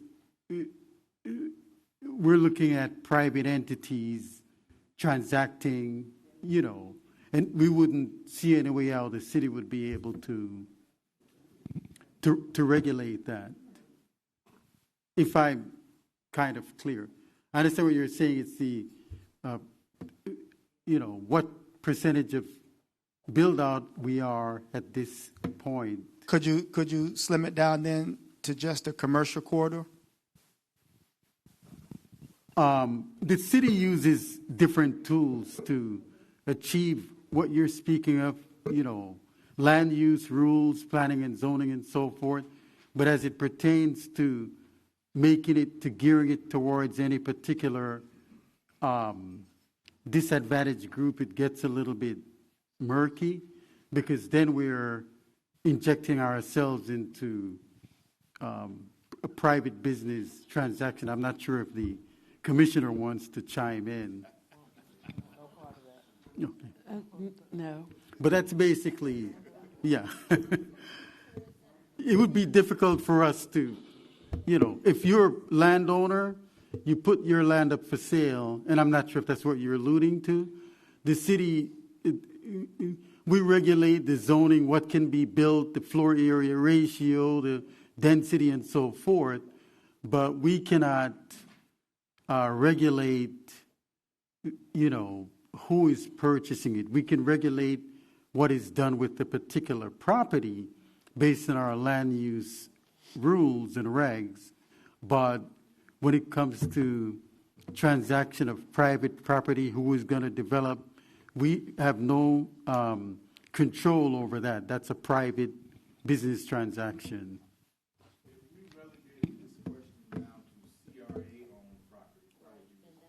That's a completely different scenario. Then the CRA, they're trying to, and that's Mr. Orris's area of expertise with respect to what public social policies, the CRA is what they're trying to achieve, but that's a completely different topic like the gentleman just, it's a private ownership versus public ownership of property. I just wanted to say that there will be a CRA social on Saturday, May 18th at 11 o'clock at the Arts Garage. So that will be a perfect opportunity for all your CRA questions to be answered. That's Saturday, May 18th, 11 a.m. at the Arts Garage.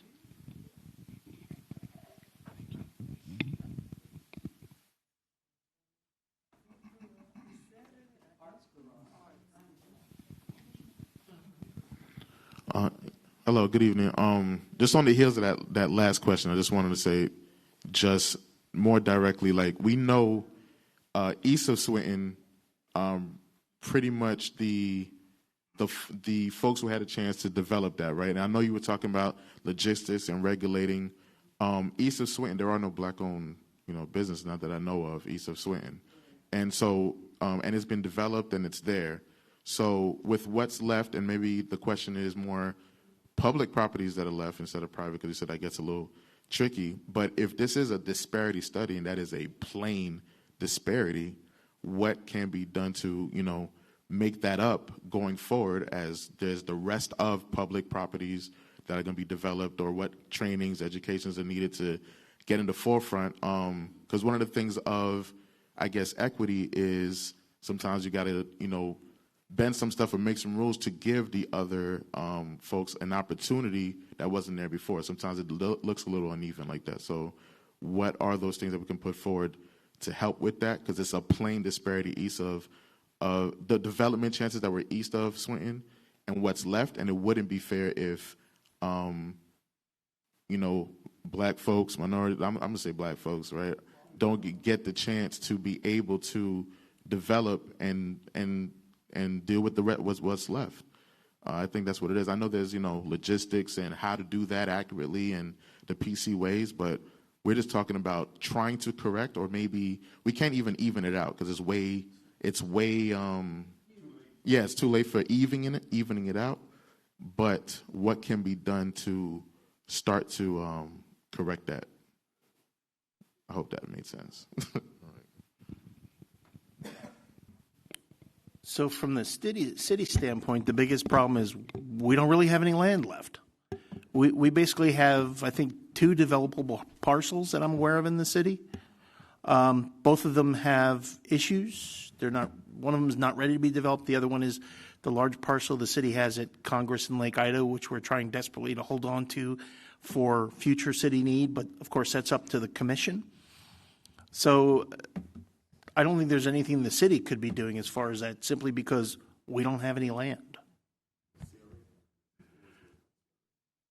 And I can't represent the CRA here and what they do. Like Commissioner Burns said, May 18th, they're having their social, and the staff will be there, and you can ask them. Commissioner Burns, you said it's at the our garage, but I had it at the 98 building, new building. Is that the 98 building? I didn't know if it's changed, so I just want everybody to follow up and make sure it's at the right location. When Renee announced it, she said the Arts Garage. So, she did. Okay. Yeah. We've been having all of them at the new building, but she said the Arts Garage. Okay. But I will double check with her. Thank you. Right now. I just want everybody to be aware that it may be another location. My question was in regards to the Business Expo. Seeing that one of the, I guess, major issues was a communication channel. So I am curious as to what, other than maybe social media, or avenues are being explored so that these communications will actually reach the businesses that could benefit from this Business Expo. Yes, Dr. Ridley, you hit the nail on the head.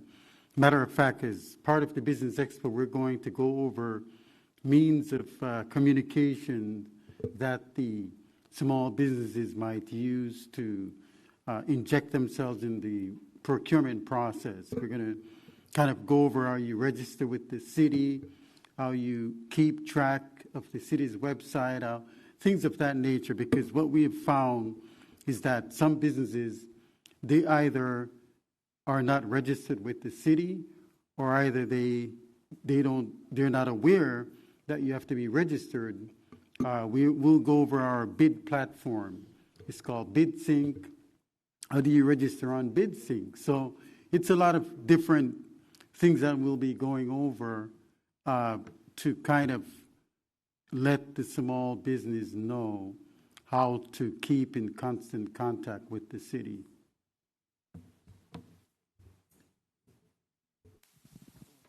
I have a question with the CRA. So I know this is not a dead horse. I'm sorry. So when you started the study and they said, hey, we don't want to participate in this, who said okay? You said okay, you don't have to? Let me just She says, by statute, the CRA has to follow the city's purchasing policy. So whatever amendments are done to the city's policy, we will have to follow. But there's no gray then. This is from Renee. Renee just responded.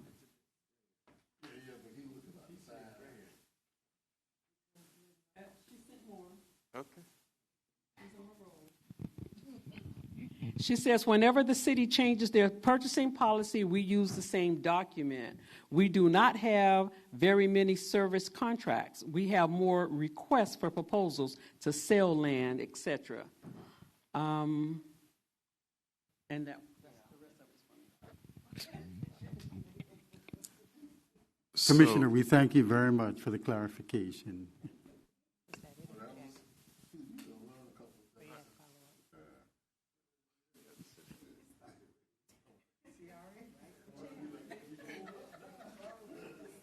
So there's no gray area? Assistant City Manager. The CRA says no. The CRA says they have to follow our policy. They have to follow our policy. Okay, so it's up to you. And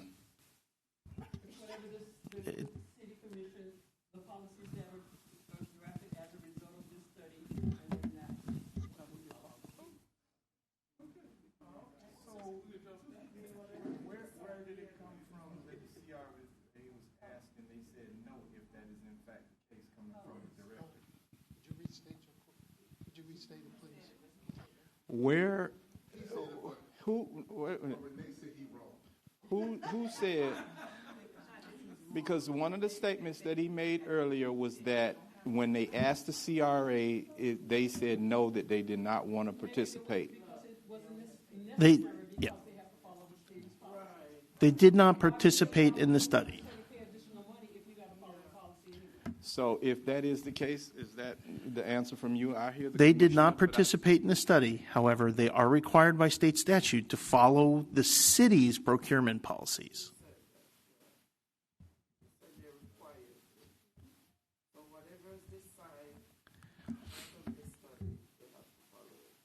But I think the question was to identify if they already have a certain capacity of minority vendors. It's not that they follow this procedure or protocol. It's we want to know how many vendors of minority backgrounds or interests are being currently used and on future projects when bids go out. Can we disseminate that information and can we get it in a click so that we can see it? It's not about whether or not they follow the procedure. We want to know, can we see it? And I want to layer on to that. You cannot do race and gender specific without a disparity study. Now, will this disparity study, you can't, correct consultants, correct me if I'm wrong. No, I know I'm right. You cannot do race and gender specific without a disparity study. That's the federal law. My question then, if there isn't a study that included CRA, are they preempt from the being able to do race and gender specific contracting? The quick answer is we recommend that an agency do a disparity study before it would consider any type of race or gender conscious remedies. I don't want to. We already know they got disparities. We can't use that knowledge if they don't have that study. No, I mean, I'm.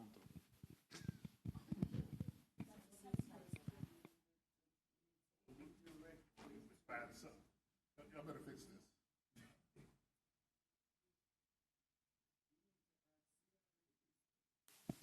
So I just had a recommendation. I think it's already been said before, but based on what Mr. Hugh just stated, I just want to share my own personal experience of why I'm saying that it should be one of the things at the forefront of this change or this way forward.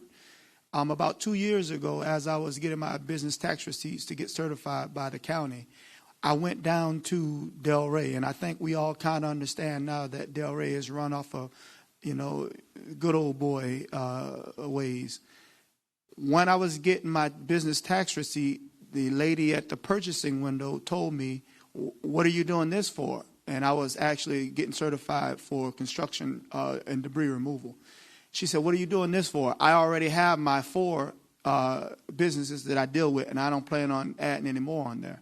And just so happens, because of the fact that I was already getting certified and I was working on contracts for the county, had I been going to Delray, she might have got a different verbiage from me at that time. But I simply told her, "Oh, okay, I understand, but I'm going for the county. I'm not coming to Delray." And she said, oh, okay. So it seems like to me, with just that one experience, that department heads possibly do need a plan in place so that we can monitor and then get them out of here. Because she obviously, if I was someone that was a little discouraged after that interaction, I may have not even tried any further and just stopped right there. But she's definitely specifically told me that she has no intention on opening that pool up and or adding any more contracts or contractors on. Point well taken, Mr. Alexis. Point well taken.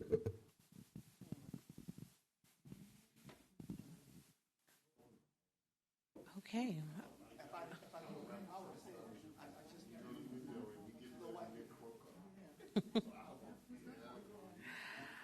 Are there any other comments, questions? We want to be mindful of everyone's time. We have about 9 minutes left. So is there anyone else, Commissioner? Yeah, just want to verify that the social is at 98 Northwest Fifth Avenue. And Renee says that she is willing to meet with the community before the social if need be. Well, okay.